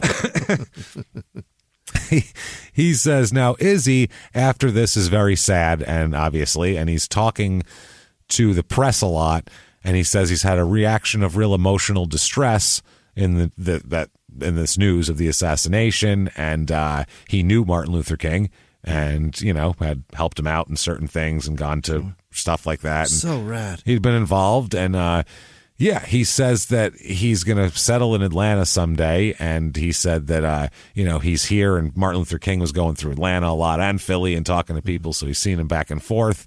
And he says his whole thing is he's trying to put out a sign of he doesn't want this to be escalation, is what he's saying. He goes, I don't want this to be like they shoot Martin Luther King and then we start killing people and then this becomes this big back and forth thing. He says that's not what we need here. Right. And that's what the people that did that shit want. That's why they do it. That's exactly right. That's what terrorism is. It's to fucking get a reaction. It's not to kill one guy. It's to provoke an overreaction. So, or a reaction that people may find as an overreaction. So to justify the shit that we really want to do. Yeah. Now, Izzy said, quote, retaliation or reciprocation, it's defeating everything that this guy stood for. He said there he was hanging out with, he went to Wilt Chamberlain, and he was with him and Walt Bellamy and all this type of shit for the funeral and everything like that. Yeah, he's big in like black athletic society. He's a character that everybody knows. He said he gets mad when people ask him why he attended the funeral service there. People would be like, how come you're here? And he said that he would tell everybody, the Eagles sent me. Just as like there, what do you think I'm here for, stupid? Very funny. Yeah. He thought that was ridiculous. He was very angry that anybody would think of him as like some sort of opportunist that was trying to advance his own image by showing up at a funeral. And he said that he also didn't like how there was a lot of politicians that came that didn't support Martin Luther King, but then they were at the funeral getting a photo op and all that kind of shit. He says, quote, I had to do something because I shirked my duty when he was alive. I didn't march with him when he lived, and I should have. I had to march at least once with him before he left us. He was for all the poor, not just the black poor. He was for Indians, Italians, and Puerto Ricans. Poor ones. Very funny. I don't know why I just poor ones. That was a separate sentence. Poor ones. God damn it. That's everybody great. That's poor. Those poor, fucking whites. Poor and at least olive. That's what he was saying. Because back then, poor with a tan. Yeah. Well, back then it was definitely a different thing. So, obviously, people didn't want their daughters marrying anything outside of what they had and shit like that. So they just lumped anybody that was in there. He said, quote, his nonviolent crusade was aimed at relieving every impoverished man, black, green, white, and polka dot. And he said he converted a lot of white people, too. People who knew nothing about him until the bullet opened the world's eyes to his beliefs and his work. So he said that he was also... Izzy said that shit? Izzy said that. That's his quote. So, yeah, he's a smart guy. He's not dumb at all. Hitting the head or not, he's not a fucking dummy. Wow. He knows he's a character. That's what I mean. He knows when to turn it on, and then he knows when he's being serious. He can flow. I mean, that's a really intelligent statement for a young athlete who bashes his head into shit on every play. It just is for any young athlete. So he said that the bullet was the signal for men to kill. The bullet was a signal for men to kill and destroy and to avenge past grievances with typewriters and petty remarks for the sake of sick notoriety for some people, he's saying, and he was mad at that. He said they were not followers of King. These people were like the politicians who were trying to attract the public and use the ceremonies as an excuse. They did not come for the service itself. And I don't mean a man like Bobby Kennedy. I think his immediate response was that of a man of concern. He had experience in this type of tragedy. He doesn't have to try to win the colored vote, man. He has most of it. So, yeah, he's like, he wasn't pandering, Robert Kennedy. He said that he also praised people who hated Martin Luther King that didn't show up. He's like, at least they stuck to their principles even though they suck. He said, I even thought Wallace and Maddox, and George Wallace and Lester Maddox, who were Southern assholes, politicians. You might recognize George Wallace from the footage of him trying to keep a black girl out of college or saying crazy shit in the 68 and 72 presidential campaigns. He said, I even thought Wallace and Maddox were right in not showing up for that funeral. You can respect these people for staying away. It would have destroyed their image if they had have come. At least they followed their principles, which is more than a lot of other people did. Yeah. So also, it tarnishes the legacy of a man so beautiful. It's gross to see anybody take that as an advantage for themselves. But it's gross to act like that guy was something that you encourage. You're a fucking asshole. Stay away. We don't need you here. You probably cheered when he got shot. I'm sure of it. So yeah, George Wallace most certainly. He said that he likes to follow the examples of like O.J. Simpson in a way to make a better community, is what he said. He said, quote, if they consider me an Uncle Tom, then I actually think that my people are not ready to take the opportunities available to them. I would like to begin working with kids before they get caught up in circumstances and become the angry, violent types. Like OJ, I want to make the world a better place for my kid to come into. As it is right now, my kid won't stand a chance. Boy, did that historically get ruined. Poorly aged quote there. Very poorly aged. I don't want them. The daisy. Yeah, he said, we got to intervene in the angry, violent types. You got to be more like OJ, which is... Behind the closed doors of government offices and military compounds, there are hidden stories and buried secrets from the darkest corners of history. From covert experiments pushing the boundaries of science to operations so secretive they were barely whispered about. Each week, on Redacted, Declassified Mysteries, we pull back the curtain on these hidden histories. 100% true and verifiable stories that expose the shadowy underbelly of power. Consider Operation Paperclip, where former Nazi scientists were brought to America after World War II, not as prisoners, but as assets to advance U.S. intelligence during the Cold War. These aren't just old conspiracy theories. They're thoroughly investigated accounts that reveal the uncomfortable truths still shaping our world today. The stories are real. The secrets are shocking. Follow Redacted, Declassified Mysteries on the Wondery app or wherever you get your podcasts. You can listen to Redacted early and ad-free right now on Wondery Plus. Have you ever gotten a message out of the blue? Maybe you ignore them. Or maybe you end up in conversation. Maybe they tell you about an amazing offer. I can really show you how to make some money. And maybe that gets you into a lot of trouble. But this isn't a story about people like you. the people receiving these messages. This is a story about the people behind the messages, on the other end of the line. Thousands of them, working in a microcity built for scammers. From Wondery, the makers of Dr. Death and Kill List, comes Scam Factory, a new series about survival at the expense of others. Follow Scam Factory on the Wondery app or wherever you get your podcasts. You can listen to Scam Factory early and ad-free right now by joining Wondery Plus in the Wondery app or on Apple Podcasts. Wild. So, but I get what he's saying, but, that's his stance is less radical and more win people over with a smile and a handshake type of thing rather than, more that... I wish somebody was there with a camera the day that they broke the news to Izzy that OJ is a monster. Yeah, it's like, oh, shit, really? Oh, boy, I hope nobody finds that quote I said. Shit, well, that's in an old newspaper. No one will ever bring that up. I mean, that's nobody will have any reason to read that. I said that in 1968, man. There's no way that's going to be out. What was that? That was almost 30 years ago. Shit. God damn it. 68 season, starts 6 games, 69 rushes, 235 yards. Well, nothing spectacular. 17 receptions, 147 yards. Only 1 fumble this year, so solid there. Good for you, Izzy. He wants a trade, though. He's not happy in Philly. He's not happy with the role. He said he was going to try to be more elusive. That's just so he could get more playing time. Right. He's tired of being the big 4th down, 3rd down back. He doesn't want to do that anymore. So they oblige, and they send him to the Los Angeles Rams. Okay. There, they get him. The Rams spokesperson said they traded receiver Harold Jackson, who turns into a big star.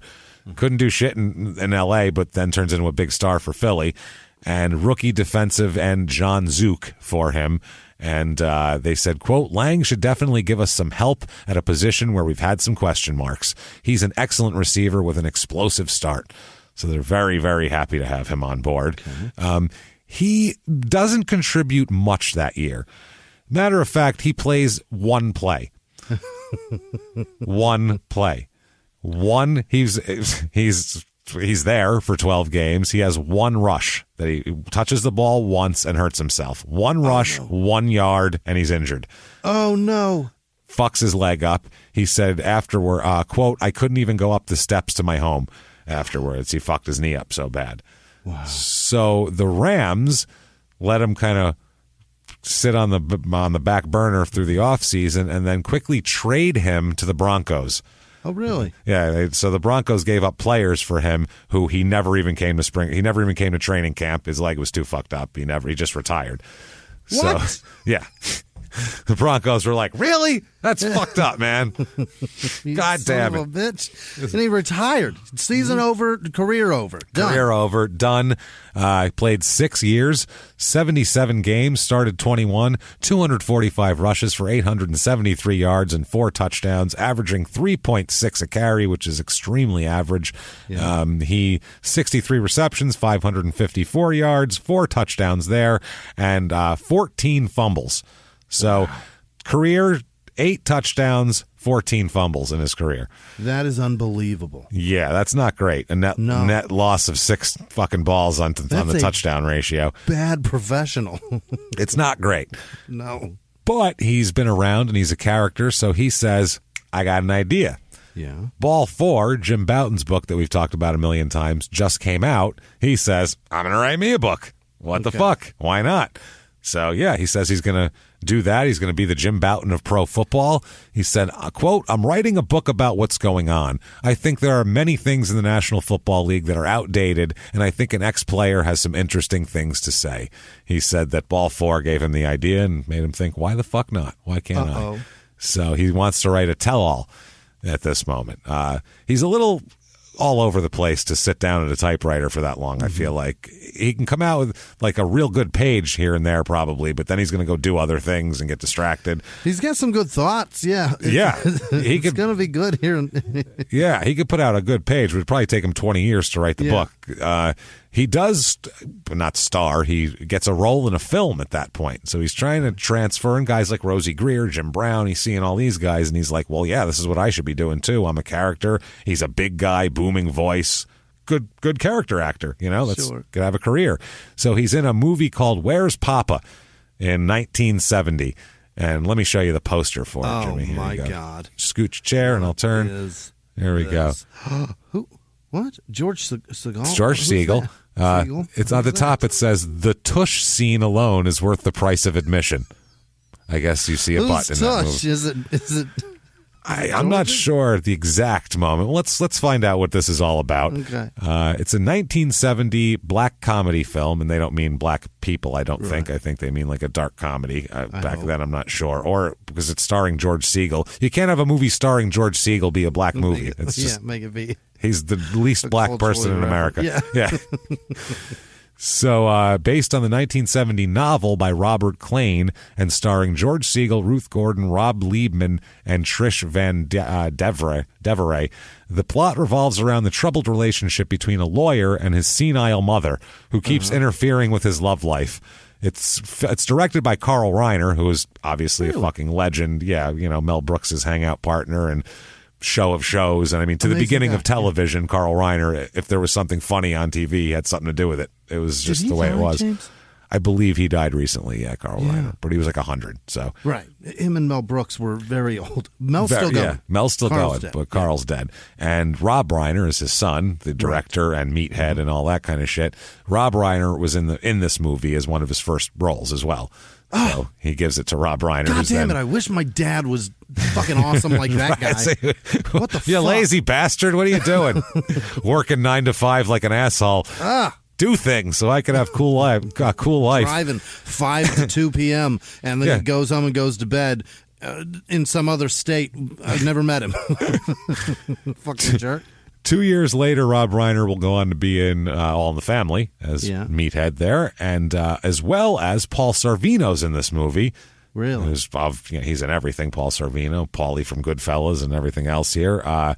Also, Garrett Morris from Saturday Night Live, the black guy. The black guy in the beginning. Oh! The black guy on Saturday Night Live. Now, how fucked is that? Broadcast for the hearing impaired when he'd do that.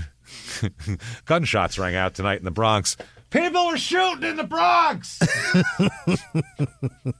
That's for the hearing impaired. So this film came out, then was re-released in 1975 under a different title, Going Ape.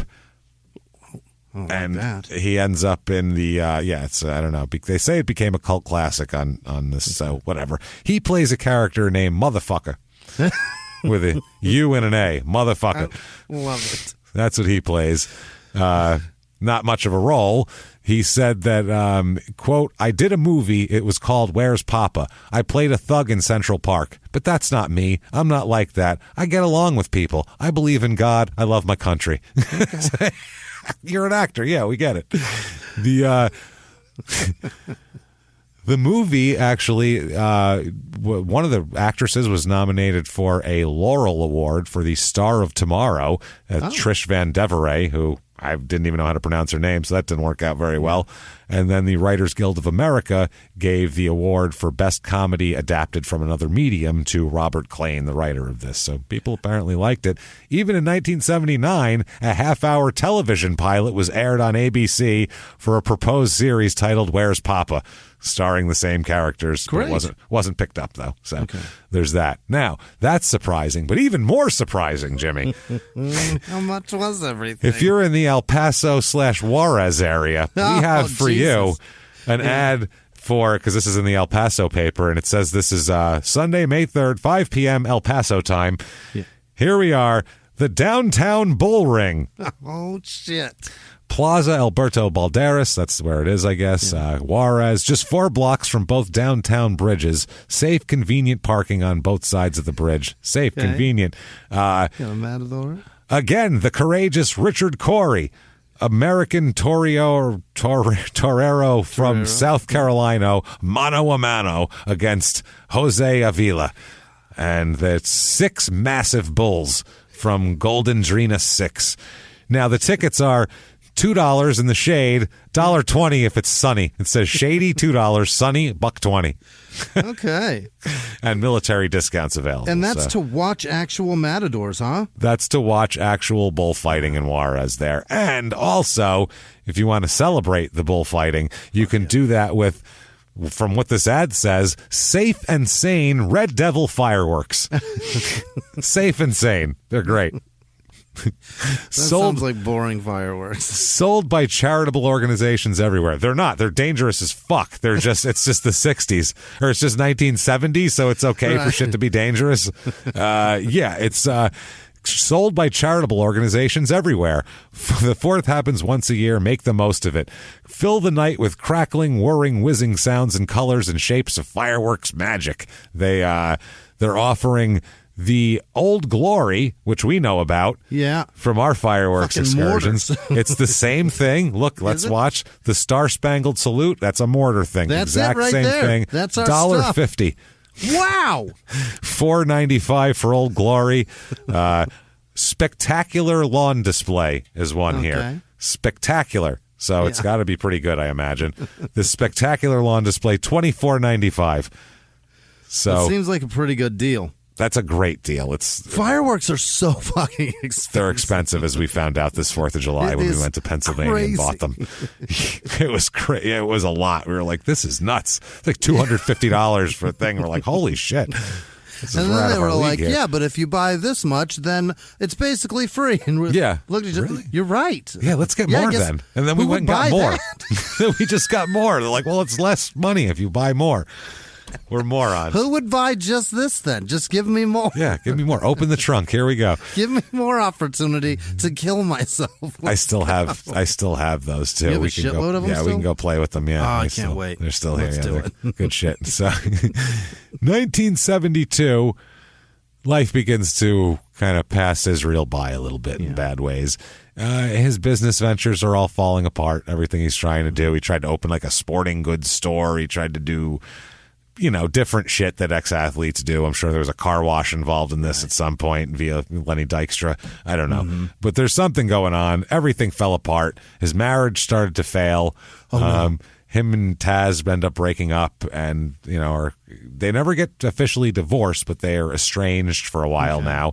By 1972, his wife has left him. He's got no businesses. He's flat broke, and he's got no career or nothing going for him whatsoever. He's pretty fucked. Basically here. He said that he's been pampered since grade school as an athlete because he's always been a top-tier athlete. And he said, quote, I thought I could play it forever. And didn't, though. He he said, quote, the Rolls Royce, the tailored suits, the flair of monetary stability wants to stay with you when it's not there. You go out of bounds and beyond your means. I was not in charge. The Rolls Royce. He had a mansion and a Rolls Royce and fur coats. And I mean, he was living like his wife had money too, but yeah, he was making a little more than that later, but his wife, he was well beyond his means. He was doing this. This was all based on future earnings that ran out and dried up. So. Would you ever buy a Rolls Royce, James? Like, I'd have to have it would have to a be lot of money. Fuck you money, I wouldn't even notice it. That's what I mean. It would have to be a silly amount of money where I'm like, yeah, who cares? Whatever. Otherwise, it would be it's a crazy thing to do. Stupid. It's a very stupid thing to do. If you retire from the NFL and you're like Eli Manning or something, you have like $140 million in the bank because you're a dork and you don't do anything with it. Like, fine, go buy yourself a Rolls Royce. You're good for the rest of your life. You're good. But if you're in the middle of something and banking on future things, let's chill out on a Rolls Royce maybe. If you're not buying that car cash, if you're actually paying a payment on a Rolls Royce, don't buy a Rolls Royce. Yeah, exactly. You should just be able to just dump some cash on that. So, yeah, he said he was not prepared here. He did figure out some way to do this, though, to maintain this lifestyle, he said, the Rolls Royce and the tailored suits, because he's still wearing this stuff and still buying this stuff. And the one skill he figured out was he learned how to cash a check without proper credentials. Oh, no. So he learned how to do a little bit of check fraud here and there. That's how he's maintaining his lifestyle. So much so that in 1972, he is arrested for falsely trying to obtain bank loans in the state of California, and he is sent to prison for, you, sir, may fuck off 18 months in prison for this. Oh, he does. my. A year and a half on fucking check fraud. On some check fraud. It was a bunch of shit. He was really cranking it out. That's a lot. And this becomes his skill. He'll be arrested from Seattle to Copenhagen on these charges. He'll be arrested about 25 times over the next 15 years or so, and in every state, and not in every state, but all over in other countries, everywhere, posing. Every state he's in. Posing as different people, and we'll find out who. Because he's a big guy who comes across as somebody, so they buy it when it's all about confidence for him, like he said earlier in football. Remember, he's like, it's all about confidence, and I'm doing that. That's for not only on the field, he learns that off the field too. June 15th, 1975, he is in jail. He just recently got arrested again for another little scam he was doing, forgery and possession of stolen property and grand theft. He was just arrested for. By the way, now he's also going by Robert Peoples. He's got a new name now. Yeah.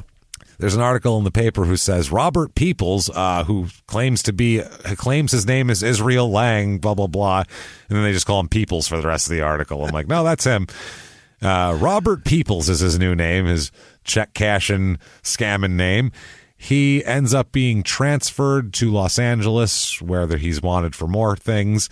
And what he does is he's transferred after he escapes the North Lake Tahoe lockup, which is where he originally is. He escapes. He runs away, which is fucking amazing. The sheriff, William A. Scott, said he was arrested on the federal warrant in North Lake Tahoe. And he offered no resistance. When they cuffed him, they took him to jail. He didn't say anything. He was all good. And he was just calm, nice guy to everybody, personable. And then in the morning, he's allowed to make a collect phone call. Not his one phone call. He asked, can I call Frank Gifford? Which, if you're young, you don't know who Frank Gifford is. Frank Gifford was, first of all, well before my time, definitely, me and Jimmy's time, a star running back for the New York Giants. But then he became the Monday Night Football guy for like 25 years, and he was Kathy Lee Gifford's husband, who was on with Regis Philbin every morning. So, very famous man. And he was an anal... Yeah. Come take my temperature. Yeah, he needed it. He loved it. He liked a very accurate temperature reading, we'll put it that way. He didn't like anything being taken a chance here. And not from his wife, because she is too stuffy for that. Yeah, well, you couldn't get it up her ass with a fucking hammer. Couldn't get it up her ass with a toothpick. With a fucking mallet. Jesus. That's a tight-ass lady. So, he said, can I call Frank Gifford? You guys mind? I'll make it a collect. It's cool. He was at the time, ABC sportscaster. Right. He was like doing Monday Night Football with Howard Cosell. Yeah, he's a big deal. Oh, with Cosell. It was Cosell and Frank Gifford, and who was the third guy at this moment? Was it Meredith still? Because Meredith came and went. I can't fucking remember. Like Merlin Olsen came in for a minute. There was a bunch of different guys, but Gifford and Cosell were there for a long time as the guys. So being him and Michaels for a little while too. Yeah. That was like the late '80s, early '90s. That was right the before team. The prostitute thing. Yeah, right before all that. Then he started to go senile and shit. So they're like, we'll just put him over there. So he says, going to make a collect call to my bestie Frankie Gifts over here real quick. And they were like, I mean, they're like, he's calling Frank Gifford. Holy shit. Yeah, no, go. It's like a small place. They're like, no, call Frank. I mean, if you got to call, I get it. You got to return Frank Gifford's call. You got to do it. I get the same thing all the time. It's Johnny Unitas calls me. I got to give him a call back or else he gets real pissy with me. So it's cool. So don't get me started. Never mind it when Wilt Chamberlain's trying to get a hold of me. It's just I'm like, Wilt, come on, aren't you busy fucking thousands of women? I got a lot happening here. Oftentimes it sounds like he's jerking off, but I know that he's just pounding away on something. He just doesn't have a lot of time to not pound. So when you're talking to him, obviously he's doing that too. That's how the Panthers got their Keep Pounding anthem. It was from a Wilt Chamberlain phone call between him. It works, babe. You know it. So this call was either not completed or not accepted, or he just pretended to call Frank Gifford because probably that. That's the one. Either one. But the newspaper speculated the call was either not completed or it was not accepted. And I'm like, So the sheriff said he hung up the phone, and as he hung up the phone, what was happening was the door to outside had just been opened to let some jail trustees out to do some work. So he just bolted through the fucking open door. Wow. Like, he was on the phone. He must have saw the trustees were about getting ready to leave to do their shit. They're getting ready to go outside. So he's like, hey, can I use the phone? Gets on the phone. And just as they go out, he hangs up the phone and bolts. So that's his plan. He takes off. And this is with the whole police department chasing after him on foot. It's not even like he did this under the cover of night and nobody knows he's going. Oh, no. They all see it. He does it in their face. He was using the guy's phone that was at the fucking desk right there. I mean, there's a cop a foot from him. There's other cops letting the trustees out. They're in the middle of the office. Like, this isn't even there's nothing fucking like under the radar about this shit. This isn't an Ocean's 11 thing. This is just broad daylight run. I think I can outrun these cops, is what he said. So he takes off, and he does outrun them. He sprints about 100 yards. In 9 seconds, likely. 9.9. Across, we know how fast he does that, across the eastbound lanes of the I-80 interstate. Holy shit. So he takes off through the fucking desert and across the interstate with, a bunch of, I'm sure, pot-bellied 1975 South Lake Tahoe deputies chasing after him. They're fucking had to put their ham sandwich down for 5 minutes to chase this fucking guy. And he flags down a car. This is how much distance he has on these fucking cops, by the way. Like, they had to put in a physical education program in this police department after this. He's so fucking far ahead of them. From 100 yards, he made so much space that the car he flagged down, driven by a guy named Hal O'Leary, didn't even fucking notice the cops chasing him.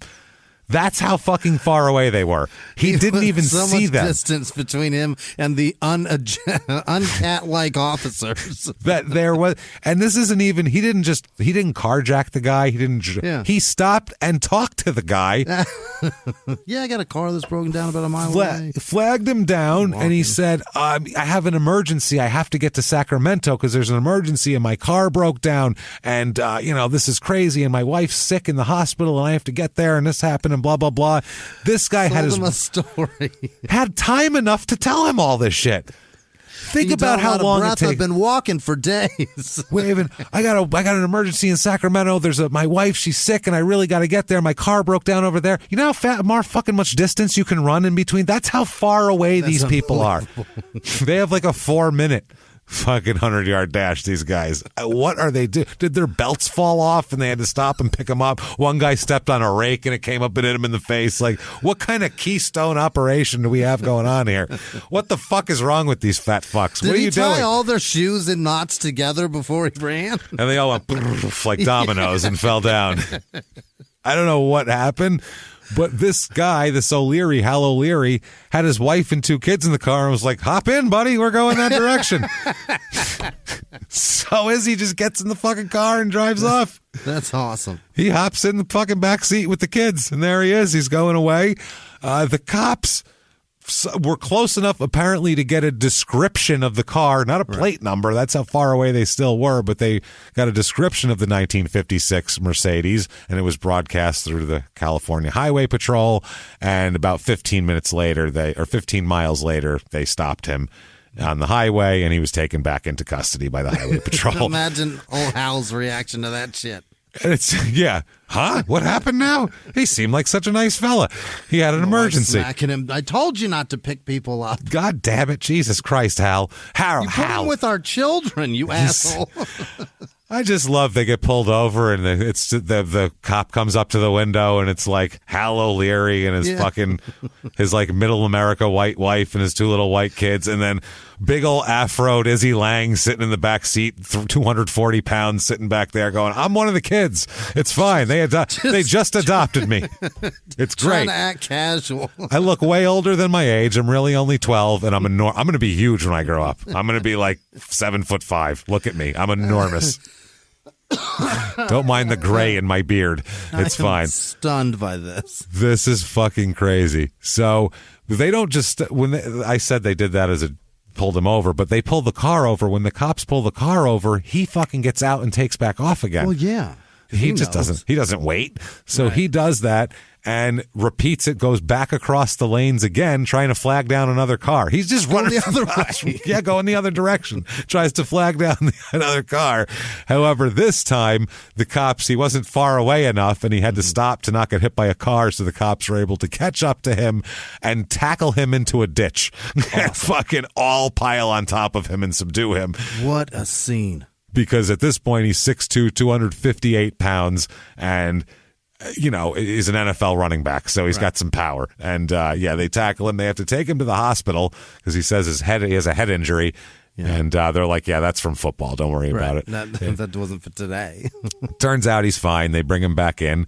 He is escape is one of his charges, and they also add kidnapping to the charge. Oh, to the complaint of the family. So that is pretty fucked up. But they end up making a deal with him to plead guilty to the misdemeanor escape charge, and they dropped the kidnapping because the family was voluntarily. He didn't threaten them or anything or any shit like that. It's more just lied to them. It's not really kidnapping. It's just more being kind of a dick. So, he pleads guilty to that, and he's being held at the jail and then taken down to Los Angeles County after that, where he has warrants involving grand theft and forgery down there as well. So he's got to go there. He was captured near Roseville after he escaped. So there's that. Goes back to L.A., and there he is. Fucking amazing that he's doing all this shit. This is wild. He's returned by 2 detectives there to face forgery, grand theft, stolen property charges, and he does all of that. Somehow he's out of jail by 76. I don't know how he's out of jail, but he's out of jail and living in Canada. Okay. Which is They accept him? In Vancouver, he's living, which is the geographical opposite, North America-wise, of Florida. It's just, you can't get any farther away from it. He has met a new woman who, they're not legally married because he's still married to Taz, but she took his last name and is going as his common law wife. This is Patty. They have 2 children. Wow. During this period. They have 2 children. They moved to Vancouver, and Izzy works at, this is like a Mad Lib. Izzy works at where, Jimmy? Fill it in. Grease Monkey. A ski resort. Same thing. Mad Lib. Complete and he works at a ski resort. It's a ski resort. Yeah, that's what it is. Fucking ridiculous. So, he works at a ski resort up there. And I guess things are going, he's working. He's not being arrested. He's got with his wife or sort of wife and his new children. So that's good, I guess. Everything's going semi-reasonably well. That is until April of 1977. Oh, no. When Taz at this point has been doing very well for herself, by the way. Mm-hmm. Taz was a spokeswoman for Patio Soda. Do you know what Patio is? No. Ever heard of it? Patio's, it's Diet Pepsi. Okay. It's Diet Pepsi before they called it Diet Pepsi. It's actually Diet Pepsi, though. It's Diet Pepsi, yeah. There was Diet Right had come out, and then Pepsi made Patio as their Diet Cola to rival Diet Right. And so they had, all these different, they also marketed it as a soda for diabetics because it's sugar-free. That's what it was. They released orange, grape, and root beer flavors on Patio. And they ended up doing that.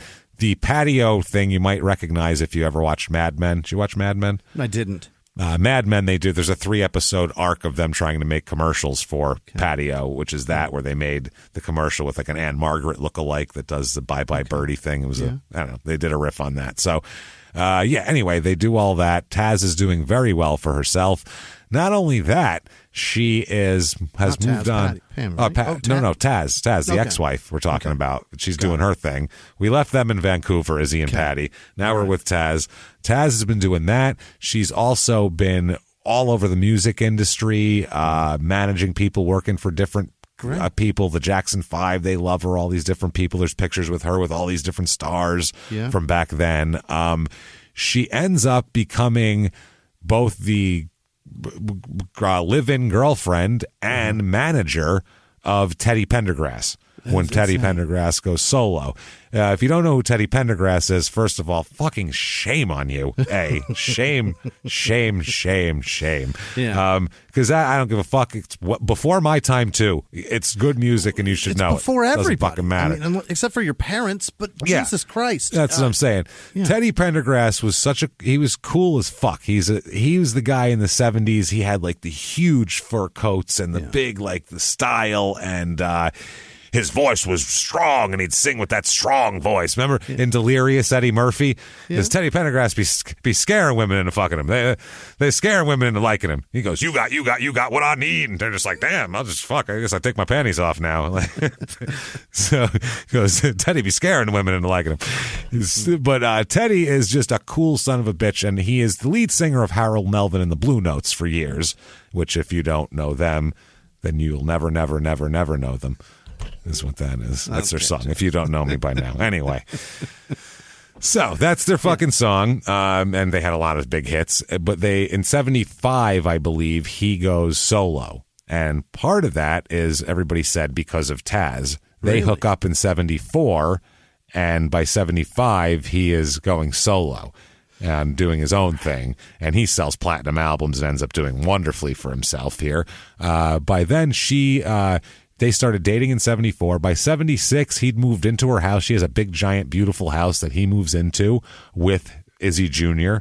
and Taz. And she became his manager / girlfriend. She's cut in on profits and shit like that for all this stuff here. She's very, very popular among celebrities. Like we said, people always come to visit her. All these famous musicians come to see her when she's in town. Jackson 5, all these different people are always there. One night here, Teddy was about to fly out for a few gigs, and he had to go do his shit. So they parted company, and she was to be driven back to her house with her son by one of his stage directors here, this guy JoJo, right? So when she gets to her house, she gets out of the car, and JoJo goes to get one of her things out of the trunk, and she's up on the porch, and the son is, I think, just about to go into the house, and she is shot. Oh, no. One gunshot rings out from about a 15-foot distance. Apparently somebody was hiding in the bushes this whole time. Ambush. And JoJo didn't see who it was, the stage manager. Mm-hmm. She's shot in the arm. It goes through her arm, into her chest, and punctures her heart, and she dies right there on the steps. Damn it. I mean, she's dead before they even get to her. It just completely, almost instant type of thing. Yeah, it's fucking horrible. Absolutely a fucking tragedy. Right on the doorstep with her son right there and everything else. The suspect fled. Mm-hmm. They never catch up to him. They couldn't catch him. She's pronounced dead at 11:42 p.m. Mm-hmm. They questioned the stage manager, the JoJo guy, and he told him what he knew. He said, went to drop her off. I go in the trunk. I heard a gunshot and look over, and some guy's running away. That's all I saw. Sure. Yeah, I mean...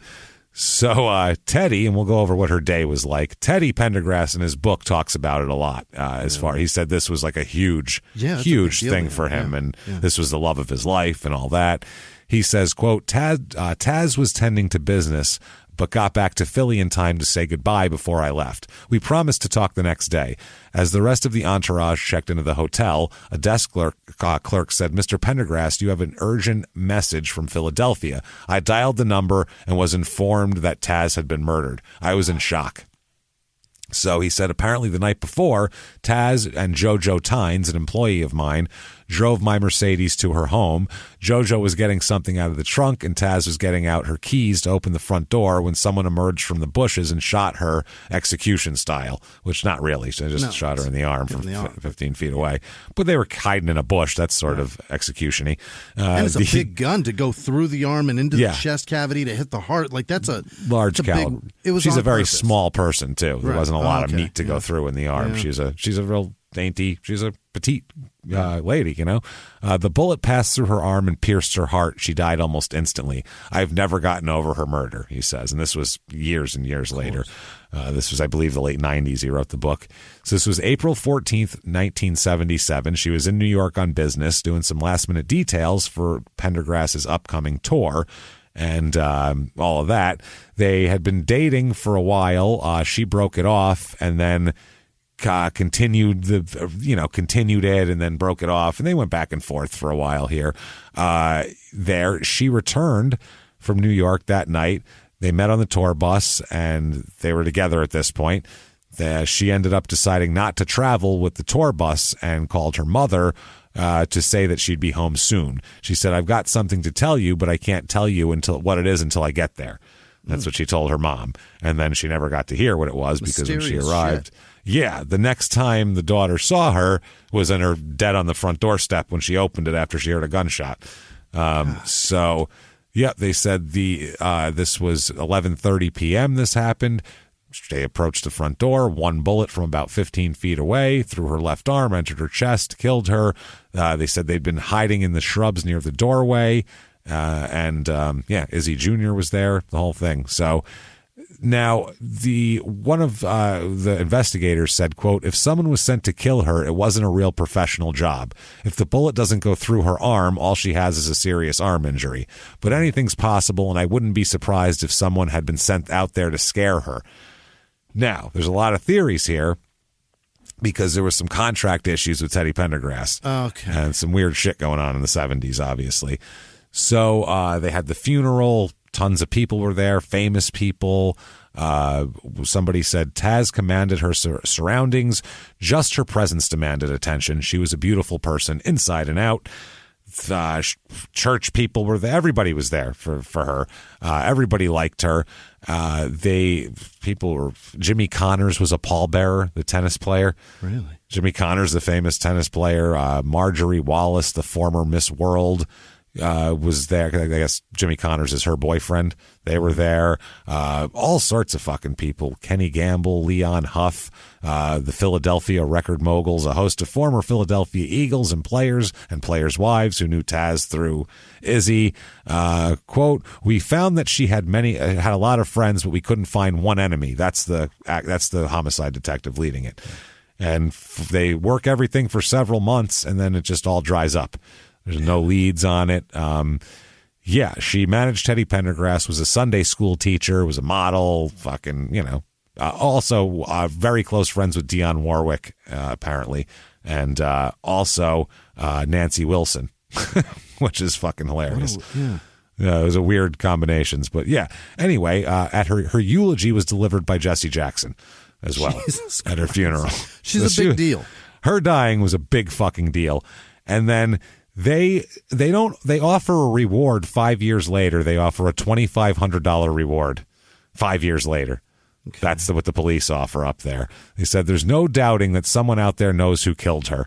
Well, no shit. Yeah, someone out there killed her. Maybe the reward will give someone the impetus to come forward with information. So the case keeps stalling, and the reason the lead detective said it keeps stalling is the police got what he called minimal cooperation from the record industry. They couldn't get much from the record industry. Same thing with Biggie and Tupac. They couldn't get anything because they couldn't get anybody to fucking help. They couldn't get Puffy or Suge or anybody to fucking talk about it, anybody that was there.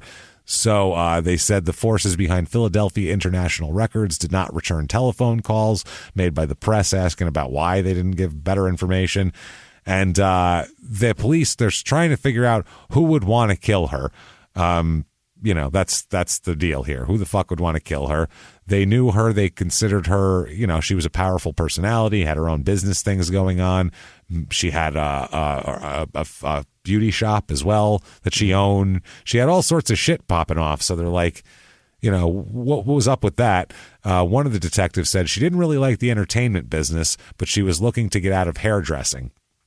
She went out to the tour bus for the first and last time before her death, and she came back and said she had seen stuff going on she couldn't believe. She said she'd never go again. She was looking to get out of the business.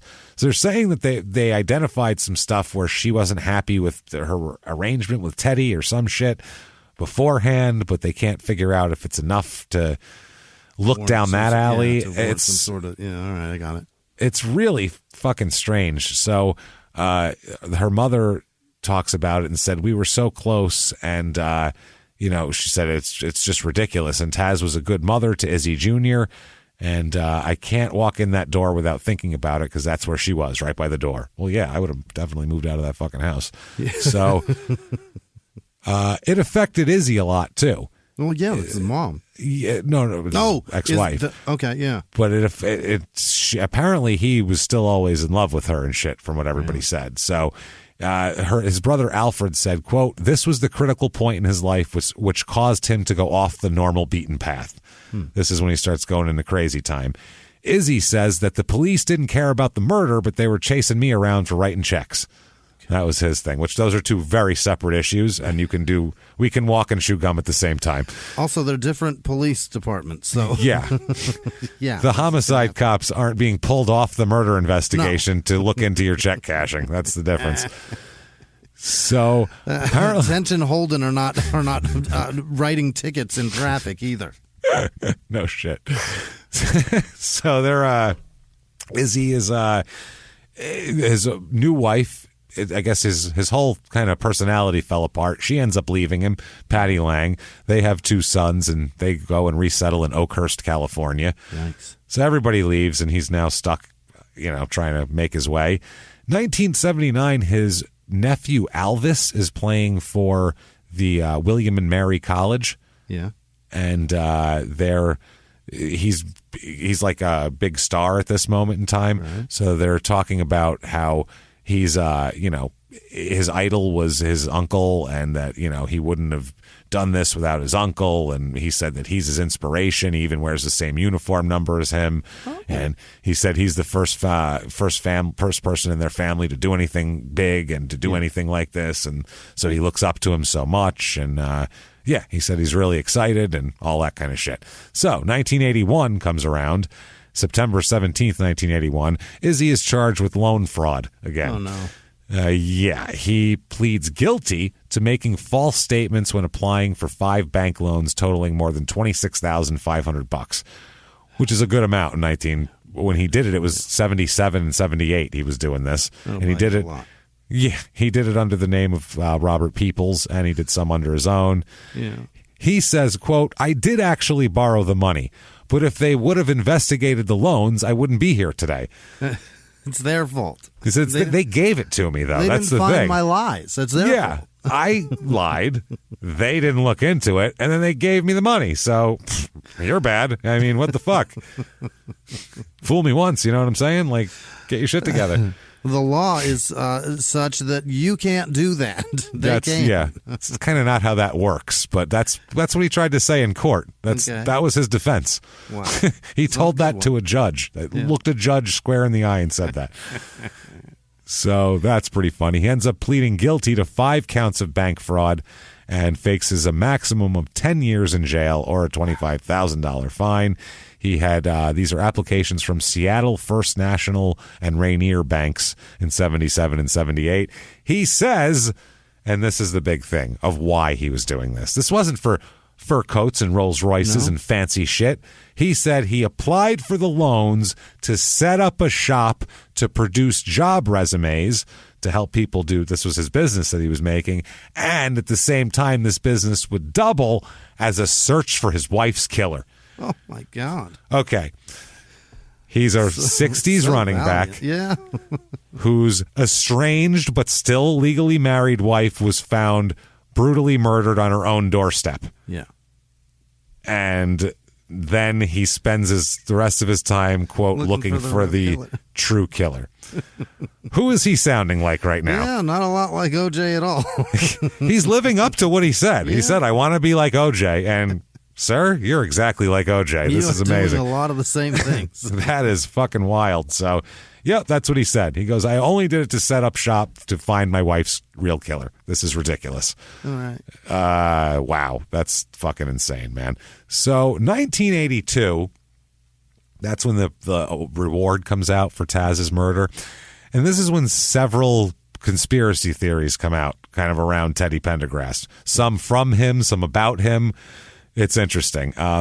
Several months after she was murdered, he admitted that he received threats that the same thing would happen to him later on. God. So, yeah, that if you don't do this, what happened to your girlfriend's going to happen to you. So then, and this is a far-fetched conspiracy theory here, in 1982, he crashed his Rolls Royce into a tree, leaving him paralyzed from the chest down. That happened. Absolutely. Everybody's got a Rolls Royce is what's wild to me. It's a popular ride. That's great. Yeah, good for fucking famous people in 1980. You could just buy a Rolls Royce. Yeah. It's a hell of a way to get paralyzed, though. Yeah, but now a Rolls Royce is like, I don't even know what a fucking Rolls Royce costs. I've never gone Rolls shopping, so I bet they're $250,000. Maybe, probably. Yeah. I'll bet they have an affordable one like every know. other fucking fantasy. I think Rolls Royce would probably not do that. That's why they're Rolls Royces. They don't have the affordable one. They don't have the fucking 2 Series Beamer that's shittier than a Corolla. That's worse than a Honda Civic. Maserati even makes a $40,000 car. I mean, yeah. They exist. And it looks like a fucking Hyundai. I've seen and its fucking transmission goes out after 35,000 miles. The car is not. It's not a Maserati. It's a Maserati, they're but it's not a fucking. Now. Yeah. Maserati's Fiat. Are they? Yeah, Yeah, Fiat owns Italian. them. That makes sense. Yeah. Well, Fiat owns all the shit they got, like that. Yeah. And Dodge, Jeep. I think. Yeah, Jeep. They're all under Dodge Fiat owns now. Fiat. Yeah, because Maserati, I was talking to my brother about this, and he was saying in his Dodge truck, they have the same, like, buttons and dials and shit as a Maserati. They're the same. They just use them on the same ones because they're cheap. Brand new Jeeps, it's all built by Fiat. Jeep. So, the rumors circulated that his brakes were tampered with, causing him to lose control of the car. Oh, my God. That's what they said. They said beforehand, Teddy liked to hang out at his house. He hung out with Taz, and his mom made them food and shit like that. They said, but after Taz was murdered, he was more out and about and doing shit. He hooked up with a Los Angeles Rams cheerleader named Edie Roberts and all this type of shit. And they say that he had a lot of enemies, and you never know. Might have cut the brakes, so it might be the same person trying to kill both of them, which sounds Teddy ridiculous. Paralyzed forever? I think he came out of it. I don't remember because he was still making music and shit. Yeah, I mean, it was unbelievable. I've never chest even heard down. of He this. could still do that. I guess he could have rolled into something. Stevie Wonder's fucking blind and plays the piano, so I'll believe anything. And grabs a mic stand when it falls magically. Yeah, weird. Yeah, that's I don't know. The old the old Eddie Murphy thing. Like, yeah. First of all, I love the. You want to impress me, motherfucker? Take the wheel. That's a great line. But and the motherfucker, somebody waved at him and he waved back. Stevie, what are you doing? What's happening here? Come on, Stevie. He might just be so intuitive that he knows when someone's going to wave because it's happened so much that he like after Marilyn this long. Reichgub in a Road Trip where the guy's like waving his hands in front of her and she flips him off. Yeah, exactly. Then there's the theory that Teddy had it done. Okay. That is apparently there's a theory that he had signed a management agreement with her that gave her more of a cut than he was happy with, apparently. But at the time, he was so into her that he didn't care. And then when they started breaking up and making up and breaking up again, then he started caring after that, that she was taking too much money and all that kind of shit. And so everybody said that, not everybody, this rumor says that she would not renegotiate or terminate the contract and was like, well, that's what you signed. Fuck you. I'm taking the money. And so there's a big rumor that Teddy allegedly, obviously, this didn't happen. How's that better than allegedly? But I mean, it might have. I don't fucking know. But the singer arranged to, when he was leaving, to have a mafia hitman murder his girlfriend at gunpoint. A mob hitman would have done that better, first of all. Probably. And they would have fucking killed JoJo first. Right. JoJo wouldn't be breathing. No, that would have been that. And they said that, there was someone, they said JoJo was there and he didn't say anything and he wouldn't say who he saw. So that's proof that it was a mob thing. So and JoJo all was this in type of on shit. it? Okay. Yeah. So, or he was just scared of the mafia. So lack of information means tons of information from that one you can take. So the mob, one thing they don't like to leave is loose ends, and they don't take a guy that's just a bodyguard and not trusted by the mob and leave him existing if you're going to do some dirty shit like that. But if you hired somebody that wasn't part of a real experienced crew or anything like that, you hired some newcomer, they didn't expect anybody to be with her. They pop out of a bush and they're like, well, fuck it. No one told me to kill him. Pow, I'm shooting her and I'm running away. Because it wasn't a robbery. Nobody, they were waiting in the bushes. So they had to know she was coming. Someone had to know when she was coming home. Nothing was taken from her. Nothing was even attempted to be taken. It was a shot and then off with a run. So, and also a mob guy would have shot more than once. A mob guy would have at least shot twice. In the arm as a mob guy? That's what I mean. This seems not like winging somebody and dipping and taking a chance that they die. This is an inexperienced hitman and not a very good one. Put it that way, I don't think. And then there's the other theory that the shot was only meant to scare her and the guy accidentally hit her. That was the other thing that they said, that somebody hired someone to scare her into doing whatever for business, to take a shot at her but not hit her. God. And this asshole happened to fucking just shoot her by accident and hit her in the arm and kill her. So, or hit her in the chest and kill her. So it's fucking crazy. It is. The whole investigation's crazy. Even crazier, they've never solved it. It's an open case still. Never solved it. The murder of Taz Lang is still a huge mystery in this whole, in like the music industry. It's fucking stunning. It's crazy, but not as crazy, Jimmy, as the sales. These sales I found are not really sales. These are shitty B movies that are playing in 1982 in Philadelphia somewhere. Movies I probably never saw, right? Oh, you've never seen these movies. Okay. There's even one with Richard Pryor that I've never seen. So it's like they've gotten the most terrible movies they can find. One is the Duke Theater. There's the Duke and the Duchess. Oh. And at the Duke Theater is Penitentiary 2 is playing. Penitentiary 1 must have been it's huge success. Yeah, I was going to say that's a Caged Heat type of situation. Yeah. Then I don't know what the fuck this is at the Duchess Theater, which is the same address. Just one's the Duke and one's the Duchess. I don't know why. Next door? I don't know. It's same address they have on here. Oh. A movie called Cat People is playing. I don't know if they're fucking cats or if they're people dressed up like cats fucking each other, or people that just like cats fuck each other. I don't know what that is. This is on Netflix today. Go on. Then at the Regency 2, Body and Soul is playing, plus Vice Squad after that as like a bonus for a twofer. One of the theaters has Richard Pryor live on the Sunset Strip playing, which is fucking great. That's cool. Then there's a Chuck Norris movie, Silent Rage. He's going to Silent Rage he's in. Then there's some other weird fucking movies here. There is, this has to be like some porn stuff here. What the fuck is this? Jimmy's, what is that? Jimmy's something. Is it Ladies Night? Oh my God, Jimmy, you have to see this. I got to turn this story. Okay, Jimmy's in a heart. Every Thursday, Ladies Night. The ladies drinks, and it's in parentheses, quote, on Jimmy. It's for the kids, everybody. It's on Jimmy. Ladies drinks, a quote. Ladies are on me. On Jimmy. I got all of these covered. What do you think of that? Ladies drink on Jimmy. That means you have to sit on my face as you consume your drink. But it's on me. You see how that works? Then there is Pure Magic featuring Mary Ann. I don't know what that is. I don't think there's any magic involved in it. Proper dress required for that one, obviously. Then there is Stingers, where it says Energized, and there is featuring Tuesday from England male dancer Carrie Gordon. Okay. So the bar is called Stingers? The bar is, the bar is called Stingers. Okay. And there's that. And then there's the Central Park in Wayne, Pennsylvania, that has Robert Hazard and the Heroes in concert. So perfect. Go see that, everybody. Go see that. Oh, and then when you're done, go see Billy Chong in Kung Fu Zombie as well.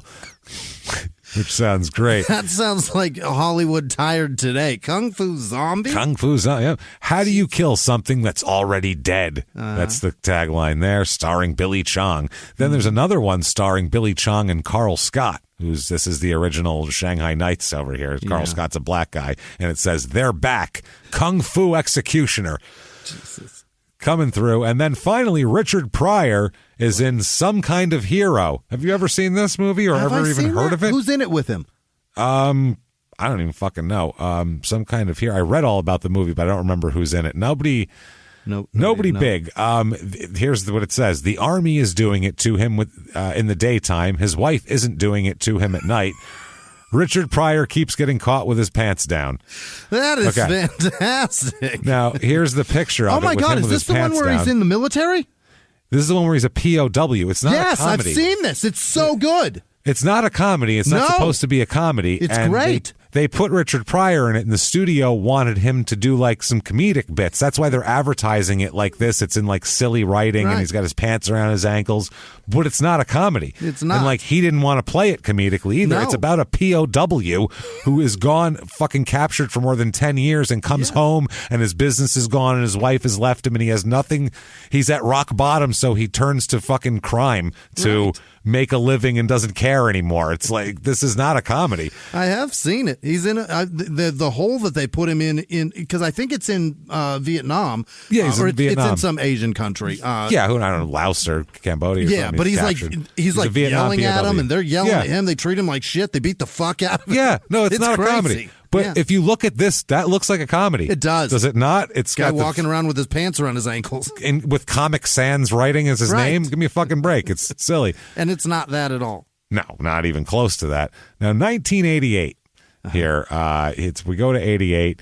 He's got so many fucking problems right now. At this point in time, he's been arrested 24 times in assorted American cities and doing all this type of shit. He's got a lot of problems. He's jailed in November of 88 for some fraud schemes. He's been arrested for multiple fraud schemes, impersonating Doug Williams, the former Buccaneer and Redskin quarterback, Super Bowl champion. Randall Cunningham, he was impersonating as well. Who was a Eagles star and like a third-year player at that point. He was like 24 years old. And finally got arrested for trying to impersonate Joe Morris's father-in-law. Giants running back Joe Morris. His father-in-law, because he's 46, so he tried to do it that way at this moment. He's arrested by the Hackensack police in New Jersey after persuading United Jersey Bank to cash a stolen check by passing him off as Joe Morris's father-in-law here. He was charged with several counts of forgery, passing a bad check, and is remanded on $75,000 bail. The Warren Welsh, the NFL's director of security, said, quote, he has been a nemesis to the National Football League. He's impersonated, as well as those guys, also Leonard Marshall and Lawrence Taylor as well. He's been convicted at least 8 times in charges that include forgery and bank fraud. And they said that Lang cashed stolen checks in Philadelphia by impersonating Randall Cunningham and also Harold Carmichael, and a retired tight end who's famously 6'8", by the way. So that's a dumb one to impersonate. He's not a nemesis necessarily to the NFL. He's a nemesis to just financial institutions worldwide. But he's taking it out of these guys' accounts. He's stealing from these players. He's taking them out of their accounts. Yeah. The Welsh guy said, quote, he seems to have some personal information about these players. He seems to be the consummate con man. He's been doing it for a long time now. Police said Lang knew that Joe Morris had an account at United Jersey Bank in Hackensack and called saying, I'm Joe Morris and I want to set up a new account for my father-in-law, this guy named Israel Lang. He's going to come in there. I don't have time because I'm Joe Morris, obviously, of the Giants. Send Izzy down. But I'm going to send him down, hook him up, put a bunch of my money in his account and set him up and get him going, okay? Can you do that for me? At all. So he was notified, Morris, and complained to the league office. And the problem is it worked the first time. He's not arrested till the second time he tries to do it, trying to pass a $950 check on Morris's account to himself. So this is fucking amazing. The Bergen County assistant prosecutor said it was $997, this check. He had a stolen driver's license with his photograph pasted on top of the picture as his identification.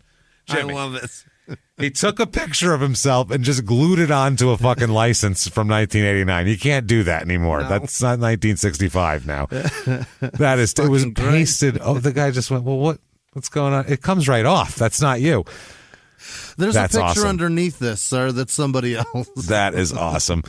He's also getting busted for car rental schemes. He's renting cars and just never bringing them back. Of course. He said the most he ever made in pro football was $70,000. So that's it. 1 year. That was his best year. So he said he just he didn't do it. He gets a league pension because he played in the league for enough years to get a pension. He played for 6. So he gets $270 a month at this point as his league pension. And he just says that he has that sent to the jail for him. He said he wants to save up that money while he's in jail so he can pay off the car rental firm in Virginia. That way, hopefully, they'll drop the charges against him and he won't have to then go to jail in Virginia as well as New Jersey. That's his plan. Well, since I'm in here, they can just keep that. What a plan. The newspaper put it this way when he's in court, quote, in a booming voice that filled the courtroom, the imposing former athlete asked the judge whether failure to return a rented car was a crime. He prefaced, this is amazing, he prefaced his question with a warning that his voice, although loud, was not raised in anger. He's just a loud guy. He said, I don't want to cross the line and be held in contempt. Excuse my loud voice, but it's a non-contemptible voice. I'm not mad at you. The judge told him that failure to return a car was a crime in New Jersey and also denied the request for lower bail and all of that kind of shit. And Joe Morris is like still pissed off about this because he's like, I want this guy in jail. He's really fucking mad. And all the players want this guy in jail because he seems to be a goddamn... Because he keeps doing a menace. Yeah, he keeps doing it. And the prosecutor said, quote, you're in giant territory here. If someone calls and says, I'm Joe Morris, you're liable to bend the rules. He used the same name to open up doors. Yeah. So, yeah, if it's, I'm busy. I'm at the Giants training facility. We got a game. We're going on the road. Can you help me out? They'll do it for him. They want his business. Pretty awesome that he's doing that to rival teams. That is pretty fucking funny. It's pretty genius. He said, Warren Welsh said his success rate has been rather high. We've heard about his victories. I don't know how many defeats he's had. Well, at least 24 that we know of. Mm-hmm. So, yeah. Been arrested a lot. Got arrested also, like we said, Randall Cunningham, Carl Carmichael. He moves around a lot. He skips bail when he gets arrested on place and just moves to another state and does it all over again. The Welsh said, quote, he doesn't stay in the same place very long, but he seems to have some personal information and, like we said, consummate con man. They said he figured he had a good scam going. He cashed a stolen check at one point for $375 and it was doing all of that, and the bank was ready when Lang called again, identifying himself as Morris, because then it had been ready, and that's when they had the police waiting there for him. That's for the $900-something check. Police said Lang admitted passing stolen checks. He just said he acquired them at the Port Authority bus terminal for $1. But he denied impersonating Morris on the phone. He goes, that wasn't me. That was absolutely. I did go in with the checks afterwards, but that wasn't me calling. Right. I don't know who that was. Set it up for me. Jesus, maybe. I don't know. Somebody. He said, he's frequently arrested. He was arrested for the Doug Williams case, he was the MVP of the Super Bowl, and he was fucking, impersonating him, which was pretty ridiculous because everybody knew what he looked like because he was just MVP of the fucking Super Bowl a month before that. But he skipped town on a $10,000 bail. And Welsh said it's been frustrating to everyone. He gets arrested and gets out again. It finally looks like he might be behind bars for a while. So yeah, he's stuck in there, trying to ride it out, trying to get charges dropped, seeing if he can get people to drop charges is what it is. But I mean, it's the bank also should have done a little more fucking homework on that one. You would think they would. Yeah, they did an interview with him in jail, and he said that, he tried. He gave it a shot. He says, what the fuck? Joe Morris said, this is a gross miscarriage of justice, how he's been able to get out so many times. Yeah. Fucking asshole. He stole fucking $1,200 from me. What a dick. So, he said, my father-in-law, this is the best thing, too. Morris also says, quote, my father-in-law's white, and he's in Dayton, Ohio. He's not my father-in-law. Like that guy. Nothing like him. So that's pretty fucking hilarious, I gotta say. So he's in jail. While in jail, like I said, he's interviewed. They said at this point his hair is receding. He's got a lot of gray in his beard, big beard, and all this type of shit. Still muscular, big, physically imposing guy. And He says to the guy, quote, this, I love the quote from the reporter, and when he spoke, I was sure he was mad as a hatter. That's what the guy said. This is Izzy's quote. Sure, I've cashed checks for $300, $500, $600, but never for more than $1,500. Sometimes I knew I didn't have the money to cover them. They said, well, why'd you do it? And he said, well, quote, I'm looking for the murderer of my wife. She was killed in 1972, which 1977 she was killed, not 1972. He got the year wrong. She was standing on the steps of my house in Philly with my 8-year-old son. He's now 21 and still lives in that house. My wife was shot. She was shot because she was in the entertainment business. She was an agent representing big stars in the entertainment world. She was killed by rival agents who wanted to represent them. The police put the murder in the frivolous category. They harass me for cashing a few checks, and they don't go after my wife's murderer. That's what he said. Unreal. So they were like, okay, that's all great. Did you pretend to be Joe Morris? Because that's more pertinent to what we're talking about now. And he said, no. Yeah. Of course not. Jesus, what are you kidding me? He said, quote, I bought the check I cashed for $1 at the Port Authority terminal. The man I bought it from owed me some money, so I bought the check from him for $1 and brought it to the bank. There was just no money to cover it. And he goes, that's kind of hard to believe. And he says, I was in prison for 18 months for giving false information on a loan application to the Small Business Administration. To the Small Business Administration. That's like a federal thing. He's a federal federal grants he's trying to fucking forging business. You can't do that.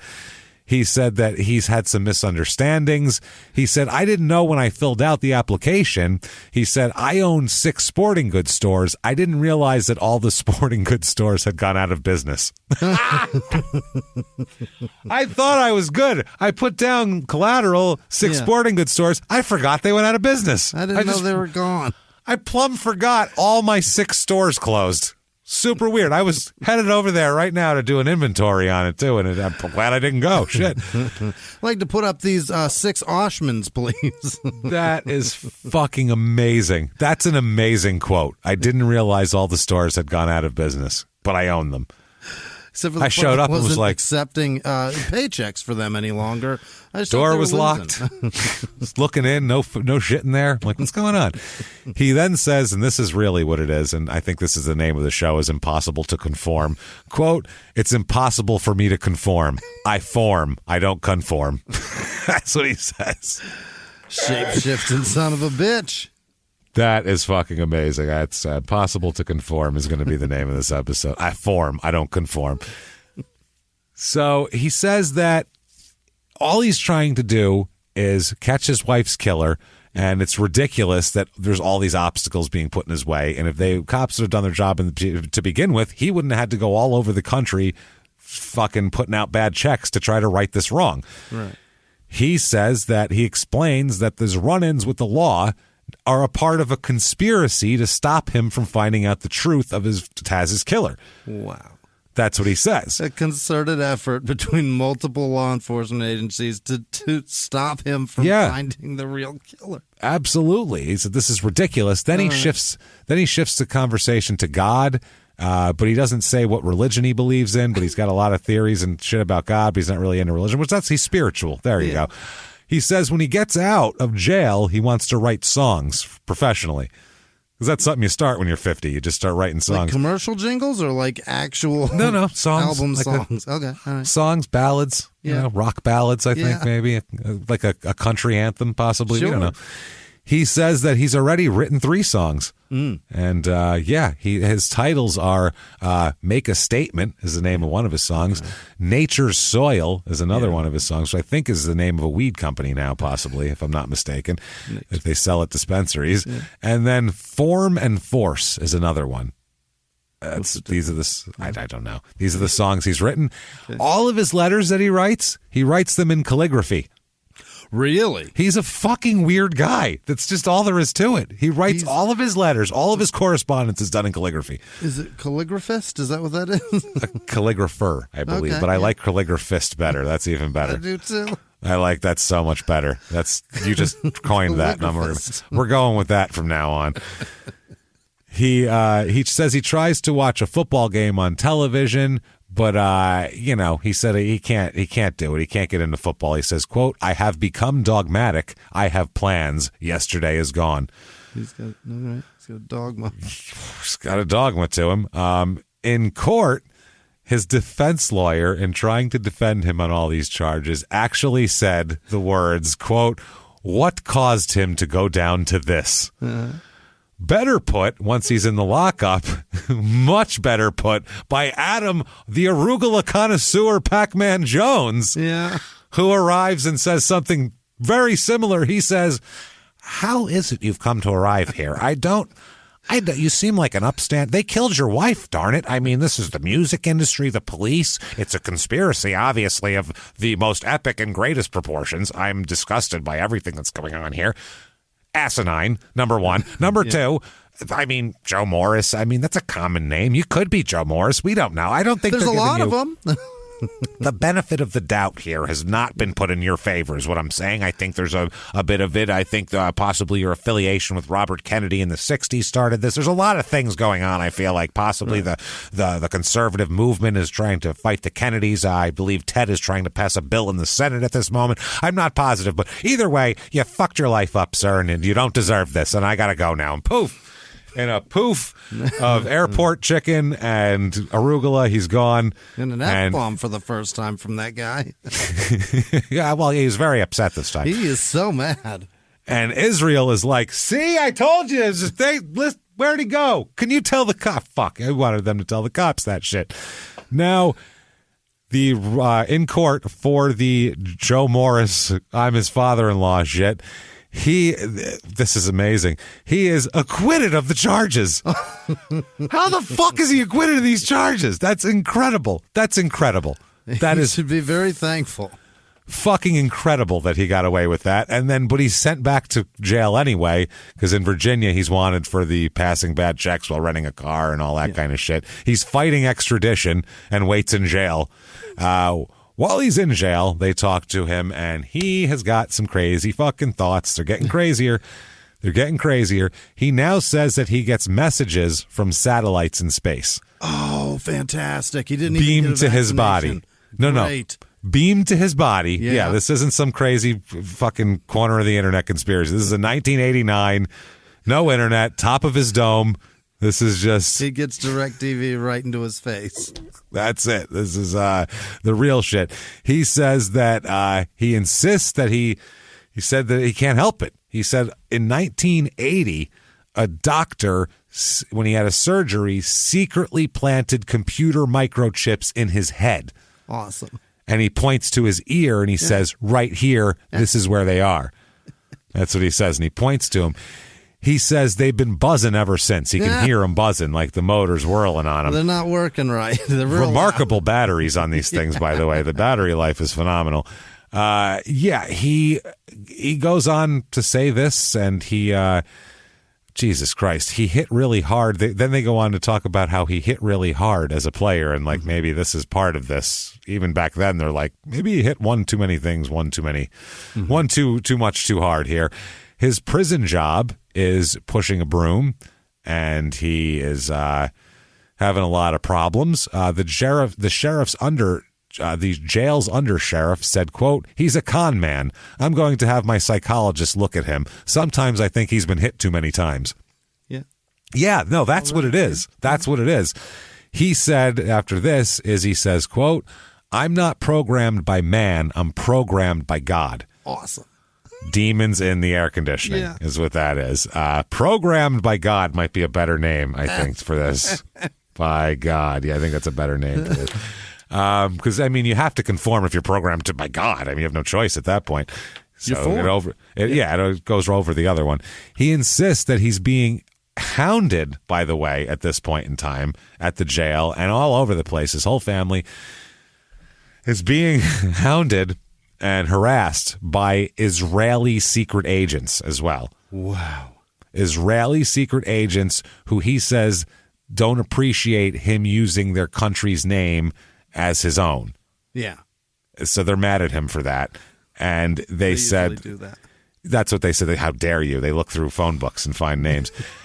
For other countries, they get real super We're out of mad. enemies. Search the phone book for one that... If you have another son and you name him Ukraine Wisman, you're dead. You're dead. They're going to hunt you. Well, now You Israel name him like has North created Korea an Wisman. extra enemy by naming his kid the same name. It's also Albania on you. Wisman. That's the problem. He did it twice now. This Yeah. poor kid. He said that not only are they mad at him for that, they, quote, want to keep him immobilized. Okay. So they need to keep him in jail. He says his only friend in the world right now that he has is a CIA agent that he knows. Okay.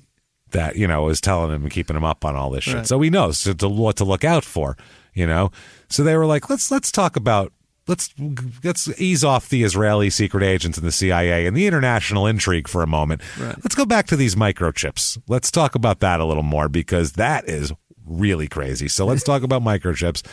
And he began to explain that there's microchips in the body. And he said, okay, well, here we go. He said, quote, I think we need in their own words for this possibly. I don't think there's any choice because this is probably what I fucking recorded that shit to begin with for because this is nuts. Okay. In their own words, Jimmy, in their own batshit words, quote, this was in May 1980. I woke up in a hospital in New Mexico. I found out that a Dr. Welch had inserted microchips in my body for, quote, the word system. This system nullifies every law in the world. The microchips inside me are controlled by satellites. The doctor put me in this coma for 7 days to do this. But I resisted. That's why they arrest me. 99 9/10 of us are controlled by the word system. Oh, my God. End quote. So he is a party.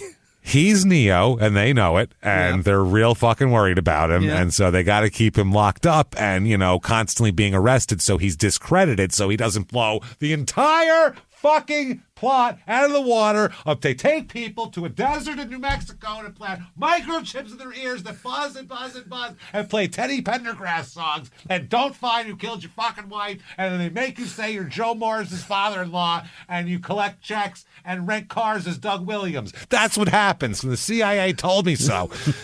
Goddamn Agent Smith is What a dastardly son of a bitch. Fuck is happening? Wow. That's his theory. That's his theory. Okay. And the word system is in quotes, all capitalized. It's a thing that he says. He says that he's only telling the press this now because he's not scared anymore. He's tired of this shit, and he wants everybody to know that, as he says, he's a nice man, but he's being controlled by the word system. So there's nothing he can do about it. He says he's a victim. This is wild. I'm a victim of the microchip revolution. Awesome. Is what he is. That's what it is. And I like how the reporter put it. He says, quote, he's also the victim of a system that places mentally ill people in orange jumpsuits in the Bergen County Jail. So I think that's where we're at with him, probably. The system. That's the system. Finally, he's out of jail. He was sent to jail by judges in Virginia, New Jersey, served 22 months in total. Yeah. And he gets out of jail and calls his brother Alfred, who, they end up so he can get on his feet again. And Alfred helps him out. And the kids love him. His nephews love him. Alfred says, quote, he has already achieved more than any other member of this family will ever achieve. I mean, he's been in the NFL. He's had microchips implanted in him. Nobody has that. So, January 1991, he's out, but he's not doing well. This is an AP article from the AP here, and it says that this is a quote, in the past 3 months, he has hit bottom. He has slept on a train station bench and made a single box of fried chicken last 4 days. What? I don't know how much that is. I don't know, but as you know from traveling across Pennsylvania, you don't want to leave chicken out too long and then eat it, or your insides will liquefy, as they did for you. And that was like 40 minutes. That was not 4 days. Yeah, this is 4 days. He says, quote, I'm crawling just like a bum. They say his hair is shaggy. He's looking terrible. He's got 4 of his front lower teeth knocked out in a jail fight. Oh, no. So he's all toothless on the bottom. They say there are signs of the old Izzy. His old nickname was Mr. Fizz, they called him. I don't know why, but he said there's signs of that. He's still got the the booming voice and all that sort of thing. He says he has a room now as well. He got a room at a YMCA, and he's made a pledge to stop cashing bad checks. Stop it. You gotta make He said a pledge. He said he's starting to lower his sights. He just wants a job. He says, quote, even if it's a matter of washing a dish. Okay. I don't know if you're qualified for that at this moment in time. You've just been in jail and talking about microchips. Yeah. It's fucking crazy. I mean, there's a lot. You got to feel bad for him now. I mean, he's clearly brain damaged. It's obvious. He's fucking brain damaged. He's poor. He's broke. He's got nobody left that gives a shit about him except his brother and his nephews. There's not a lot to root for the guy. His wife died, which really sucks, and you feel bad for her, and I feel bad for him. I feel bad for all these people, Jimmy, but not nearly as bad as I feel for Israel Lang, Vice President of Managed Services at One Path LLC in, I don't know where, the South Bend, Indiana. Israel Lang, environment artist in the greater Orlando area. I don't know what that. He draws environments. He draws in an environment. I don't know. And Israel Lang, West Liberty, Ohio. The one it's at Israel Lang is the Indiana guy on Twitter there. Right. And then finally, Israel Lang from Brooklyn, New York, who played football for a team there for Lincoln High School. And is that his son? Maybe. It can't be his son. His son was born in 1968. He graduated in 2016. This guy could be his grandson. Could be, yeah. It's possible. I mean, there's not a lot of Israel Langs hanging around out there, but there you go. He played there. Definitely mistaken for that. Now, at this moment in his life, when he's homeless and everything, Patty Lang, his second wife, who he had 2 kids with, said, quote, "I wouldn't want my sons to see him right now. They realize he's just been a real jerk." Wow. Yeah. She says that besides writing bad checks, quote, "I don't think he knew of any other way to earn. He was a person who always wanted to start at the top as the bank executive instead of working your way up." How fascinating is it that we've heard nothing of some sort of a drug addiction? It's just an addiction to stealing money that he doesn't have. Yeah, no, I haven't heard of, he's not a drunk. He's not I mean, he might be, but it's never brought up. Like, never has an alcohol problem, a drug problem. He says he's trying to get his shit together, though. He's vowed not to write any more bad checks. He said that he was tested after his release when he found himself in New York and out of money. He went to Penn Station and spent several nights asleep on a bench. Then he met Leonard Lawrence, another homeless man, who says that Izzy was sad and quiet at first, but then they got to know each other, and he said about Izzy, quote, "He began to smile, he began to laugh, and then he became a pain. He just needs friends." He meant it jokingly, like in a good way. Then he became a pain. Yeah, he just needs friends. Izzy also met a guy named a woman named Jean Wynn, who's the housing coordinator for a nonprofit organization that helps the homeless. She said, quote, "He said, I screwed up some things in my life, and that's why I'm here." That's an understatement. He was very articulate and intelligent. When you meet a person who has had so much and was so honest about what happened to them, it makes you want to help them so much more. She helped him get a tiny room in a YMCA where, he did a interview, and they said when they got there, he said he apologized to the person and said, quote, "There were days when I could say, 'Would you like to have a cup of coffee?' But I can't do that now." Yeah. During this interview, he pulled out a small stack of blank checks out of a satchel and admitted that circumstances had tempted him to use his real skill, these checks, and he's gotten these checks. But then he took them and ripped them into pieces and threw them in the wastebasket and said he wasn't going to do it. Said he's going to control himself. He then talked about how for a long time he lived in an apartment in Harlem in a nearly condemned building. Yikes. And he said all of his neighbors used drugs a lot. They were all heroin addicts and everything. And he recalls spending New Year's Eve successfully convincing one of them not to get high that night. Did it work? And he said they greeted the new year on their knees in prayer. And he said that's how they did it, which is worse than being on drugs. That's just weirder. Not worse, it's just weirder. I would understand someone being fucked up at midnight, praying at midnight. It's like, are you going to blow yourself up after this or some weird shit? Like, what are you going to do? Take a walk. Yeah, it's just weird. Do something different. He says that he has discovered joy in the small things in life now. He said, quote, "Just saying hello, good morning." He said, quote, it's a good thing to have wealth, but you can't, it's a good thing to have wealth, but you can appreciate when it's not there anymore and you have the simplest beauties of life. That's what coming down to the streets is all about. You can see the forest, buddy. The trees ain't there. There you go. So he's coming around, doing his stuff. October 10th, 2008, he dies. Dead. Yeah, he's 66 years old and dead. What for? We don't know exactly what happened to him. It wasn't really covered all that much, and he didn't even get a funeral, man. Really? They was buried on Hart's Island in the Bronx. It's Potter's Field, dude. It's mass graves. This is like where they bury you if you're homeless and they pick you up off the street. They put you here. That is fucked. It's fucked. Potter's Field, it's Hart Island. If you don't know anything about it, I should give you some info on that here.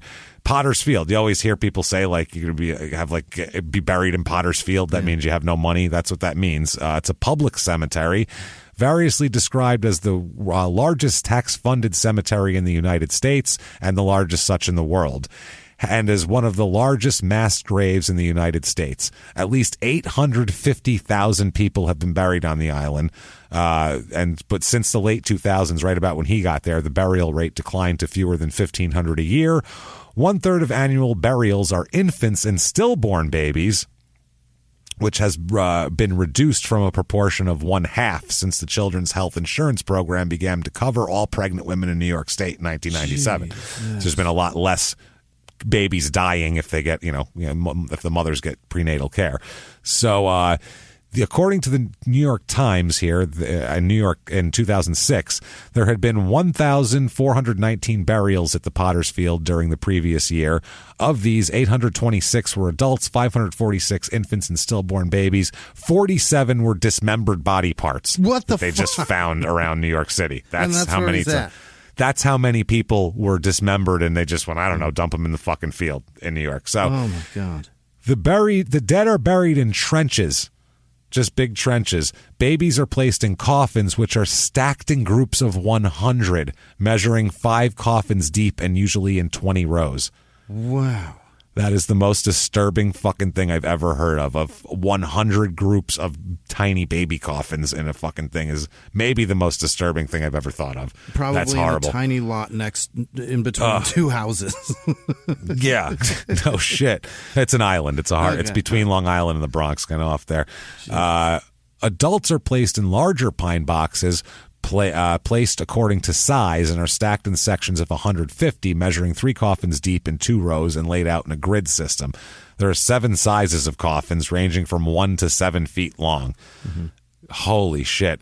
Prior to civilian contractors doing the actual burials, which began in 2020, inmates from Rikers Island were paid 50 cents an hour to bury bodies out there. Shit. That's until last year. The bodies, though, are frequently disinterred when families are able to locate their relatives if they're homeless and they went to New York or something, and then their families find them through DNA photographs and fingerprints. And so there's an average of 72 disinterments per year from 2007 to 2009. And the adults' coffins are staggered to expedite removal. But the children are never, because they usually know who they are. They're just too poor to bury them. Right. So that's how that works there. A horrible place to be buried if you're an NFL player. It's fucking terrible. Burial records on microfilm at the municipal archives indicate that until 1913, burials of unknowns were in single plots and unidentified adults and children were buried in mass graves. In 1913, the trenches became separate to facilitate more frequent disinterment. The Potter's Field is also used to dispose of amputated body parts, which are placed in boxes labeled limbs. Ceremonies have not been conducted at the burial site since the 1950s. So he just got thrown in the ground with nothing. That is horrific, man. Taz had Jimmy Connors be a pallbearer. Right. This guy didn't even get a fucking Jesse Jackson eulogized her. He didn't even get a goddamn funeral. An inmate probably pissed in the hole before they threw him in there. Yep. So can't get enough of Israel Lang. You can buy his football card. It's a pretty goddamn cool football card. I might actually buy this. It's a 1969. He's on the Eagles. He's looking all cool, about to put his helmet on. Check it out. I'll show you. I'll turn the monitor towards you there. It's got the orange background. Yeah. Those are cool cards. 69 cards, 69 tops, And that number guy's 107. in a hole on an island on a fucking with limbs. island, with just labeled limbs. Wow. This is $3.71. This card is with $4 shipping, so it'll cost you more to ship it than to buy it, but that's okay. Or, you know what? Go dig around Potter's Field and try to find him. I don't know. Give him a proper burial. You can give him a proper burial if you want. That's something you can do if you whatever. But there you go, everybody. That is Israel Lang, and those are the stories I fucking love on this show. That is staggering. I mean, I feel terrible for him. It's not a good story, but those are the stories that are like, I love the famous people. Tyson's great. You know, all these famous people are great and all, but you've never heard of that guy. Yeah. I didn't know anything about that guy. I guarantee you 99.9% of our fucking audience has never heard of that guy. And those are the ones that are fun because everything's a surprise. It's not like, oh, when's he going to bite Evander's ear off, which is also a lot of fun. Don't get me wrong. But then you got to switch it up with shit like this.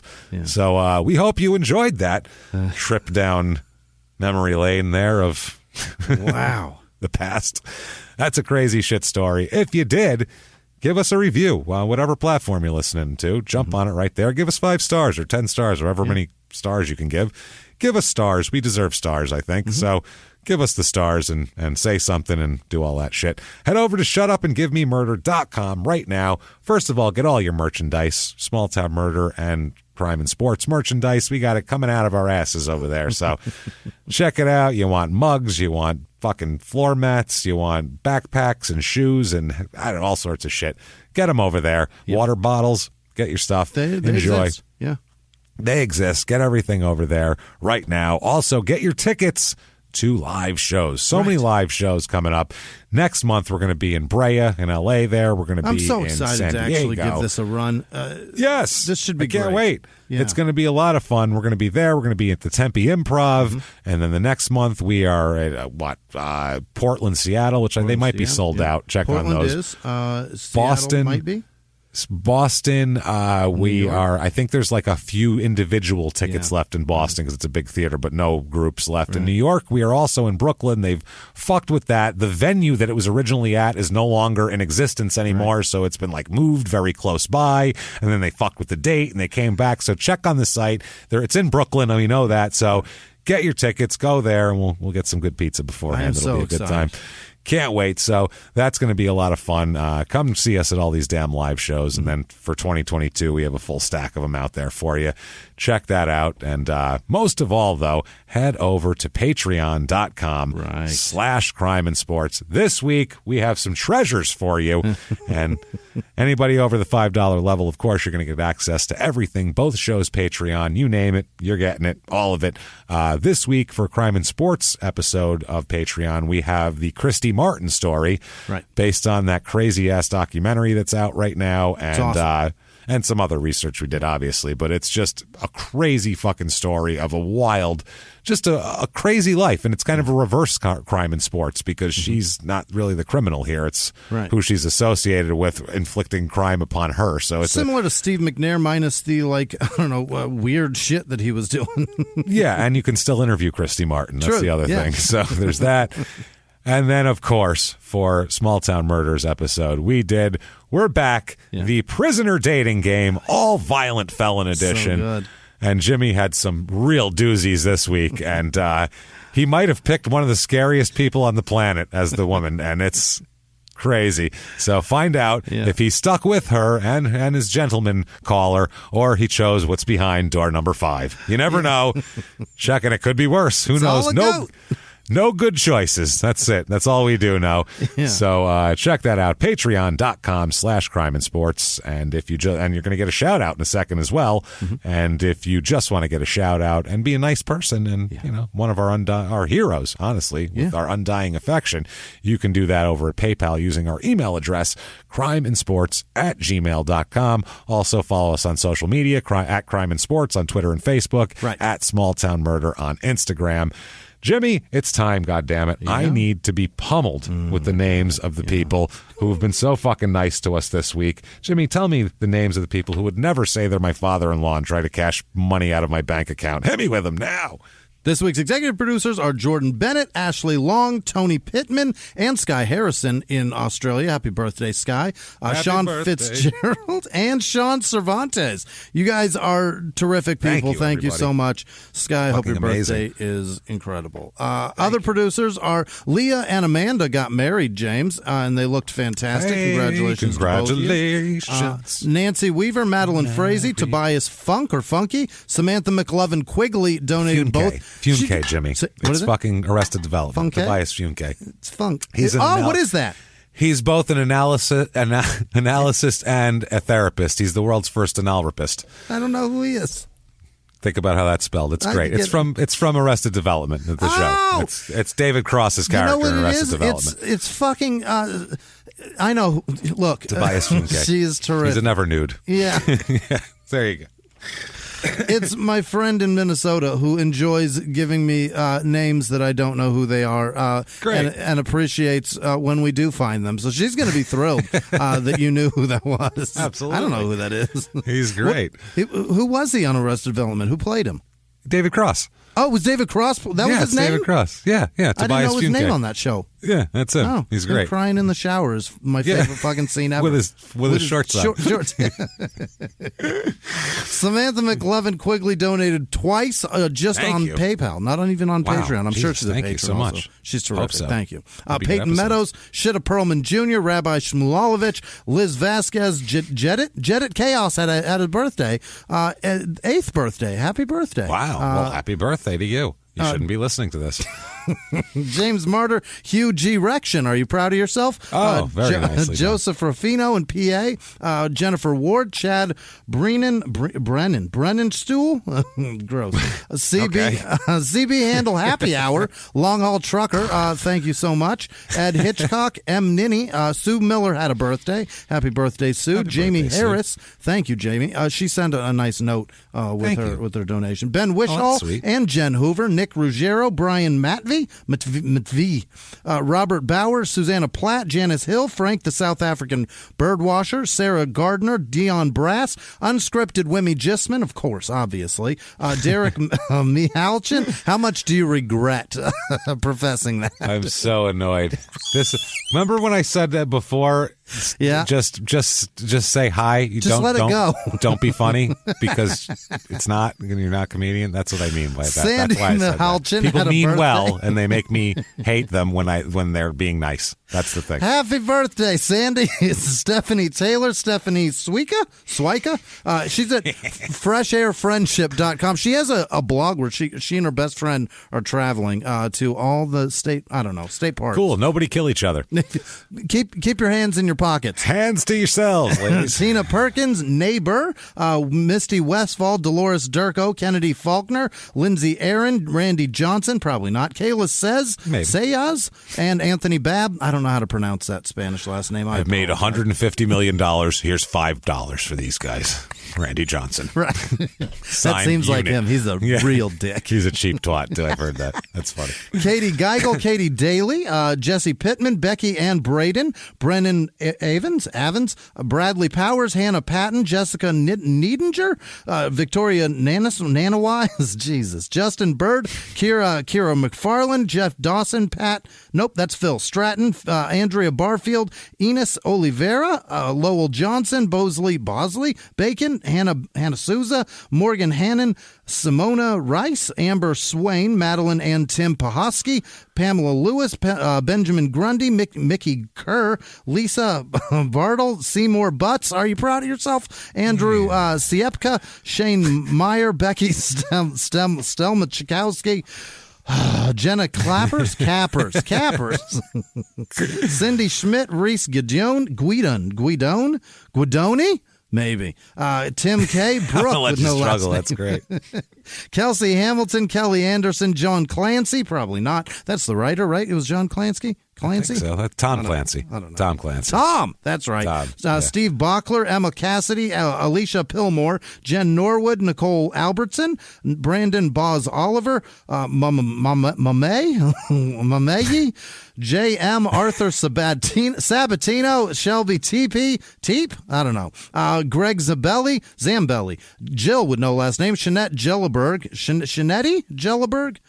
oh boy, Sherry Battle, Scarlet Horbeast, Aaron Contreras, Heather Jesuits, Joe with no last name, Becky Guther, oh Christ, Sharessa Smith, Jennifer Meyer, Misa Park, Kenan Herrick, Daryl with no last name, Victoria Brook, James Futch, Alex Jones Schmegma.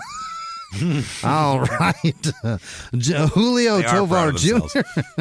Julio, thank you. Mac with no last name. Thomas Smith, Kaylin Hull, Vicky Welling, Broke Bitch, Gino Santangelo, Bridget Thompson, Jamie Smothers, Kim Watson, Lori Hanks, Ross Jenkins, Hazel Basil, Ben McLean, Linda Henning, Tyler Weigel, Amora Mayo Perez, Christopher Creeder, that's Craig Stevens, John Ashford. What? That's somebody too.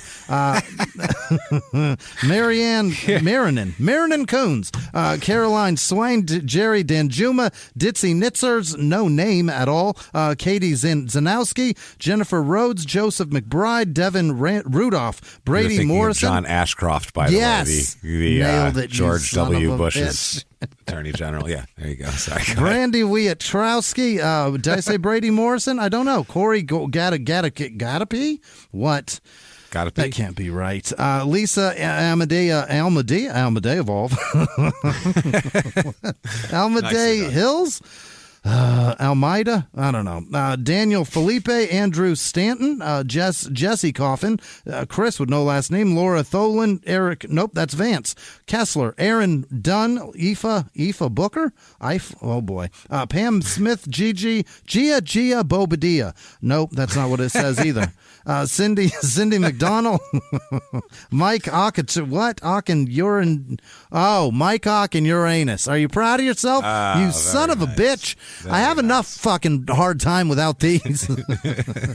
Lizard Space Cadet, Jake Friedman, Samantha Imlay, Bon Goodell, Matty Ice 69, okay, Michelle Denny, Thomas Henry, Rosalind Cassidy, Cody Cheney, Marcus Reiger, Trent Perry, Stevie with no last name, Anna King, Astor with no last name, Marcelo with no last name, Kylan Scott, Big Sexy Peanut from the Panhandle, Mitchell Rodriguez, Audrey N, Walker Washburn, Ryan Sherman, Perrian with no last name, and also Renee with no last name, but also all of our patrons. You guys are the greatest people. Thank you so much. Thank you, everybody. Thank you. Thank you from the bottom of our hearts. Honestly, we cannot tell you how much we appreciate all that you do for us every fucking week. And it is really staggering. And thank you so much for this. And we hope you are enjoying the Patreon episodes because they're the most fun thing for us to do. Yeah. And Jimmy, what if someone wanted to tell you the most fun thing they wanted to do? How could they possibly find you in the world? You can tell me all about your fun at Westman Sucks. What about you? There you go. I'm at Jimmy P is funny. You can just Google our names. Just Google the show. Google Crime and Sports Hosts, and will pop right up. There's no other show called that, just us. Even when people Google other things, we pop up. So I know still it works. Pops up. Yeah, it really does work. Anything with crime or sports, we're going to be in there somewhere there on the list. So go ahead and do that. I noticed that, by the way, with small town murders. Yeah. You can't look up, like, if you're trying to find a murder in a small town, I can't look up, like, small town murder in North Carolina, because it'll just come up with our list of episodes of North Carolina. The first 5 pages are us. I'm like, fuck, I can't, this isn't working. So that said, it is pretty great. I'm thankful for that. I love it. Thank you everybody. That said, and we'll keep coming back live from the Crime and Sports Studios. We will see you next week. Bye.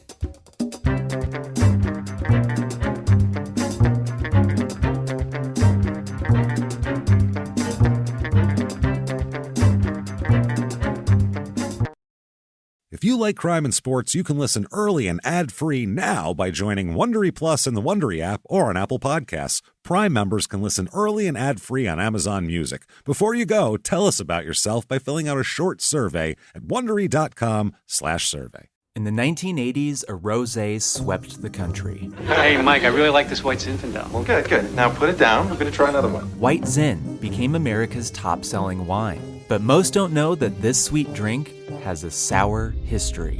What began in 1986 with counterfeit bottles, A big fraud, a multi-million-dollar fraud, sent investigators chasing one of the most powerful families in the business, the Licciardis. But the closer the feds got to them, the more dangerous things became.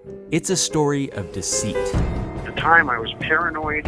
Threats. You touch my kids, I will kill you. And murder. with a .22 caliber bullet to the head.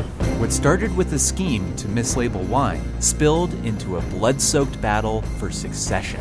Welcome to Bloodvines. You can binge listen to Bloodvines exclusively and ad-free on Wondery Plus. Join Wondery Plus in the Wondery app, Apple Podcasts, or Spotify.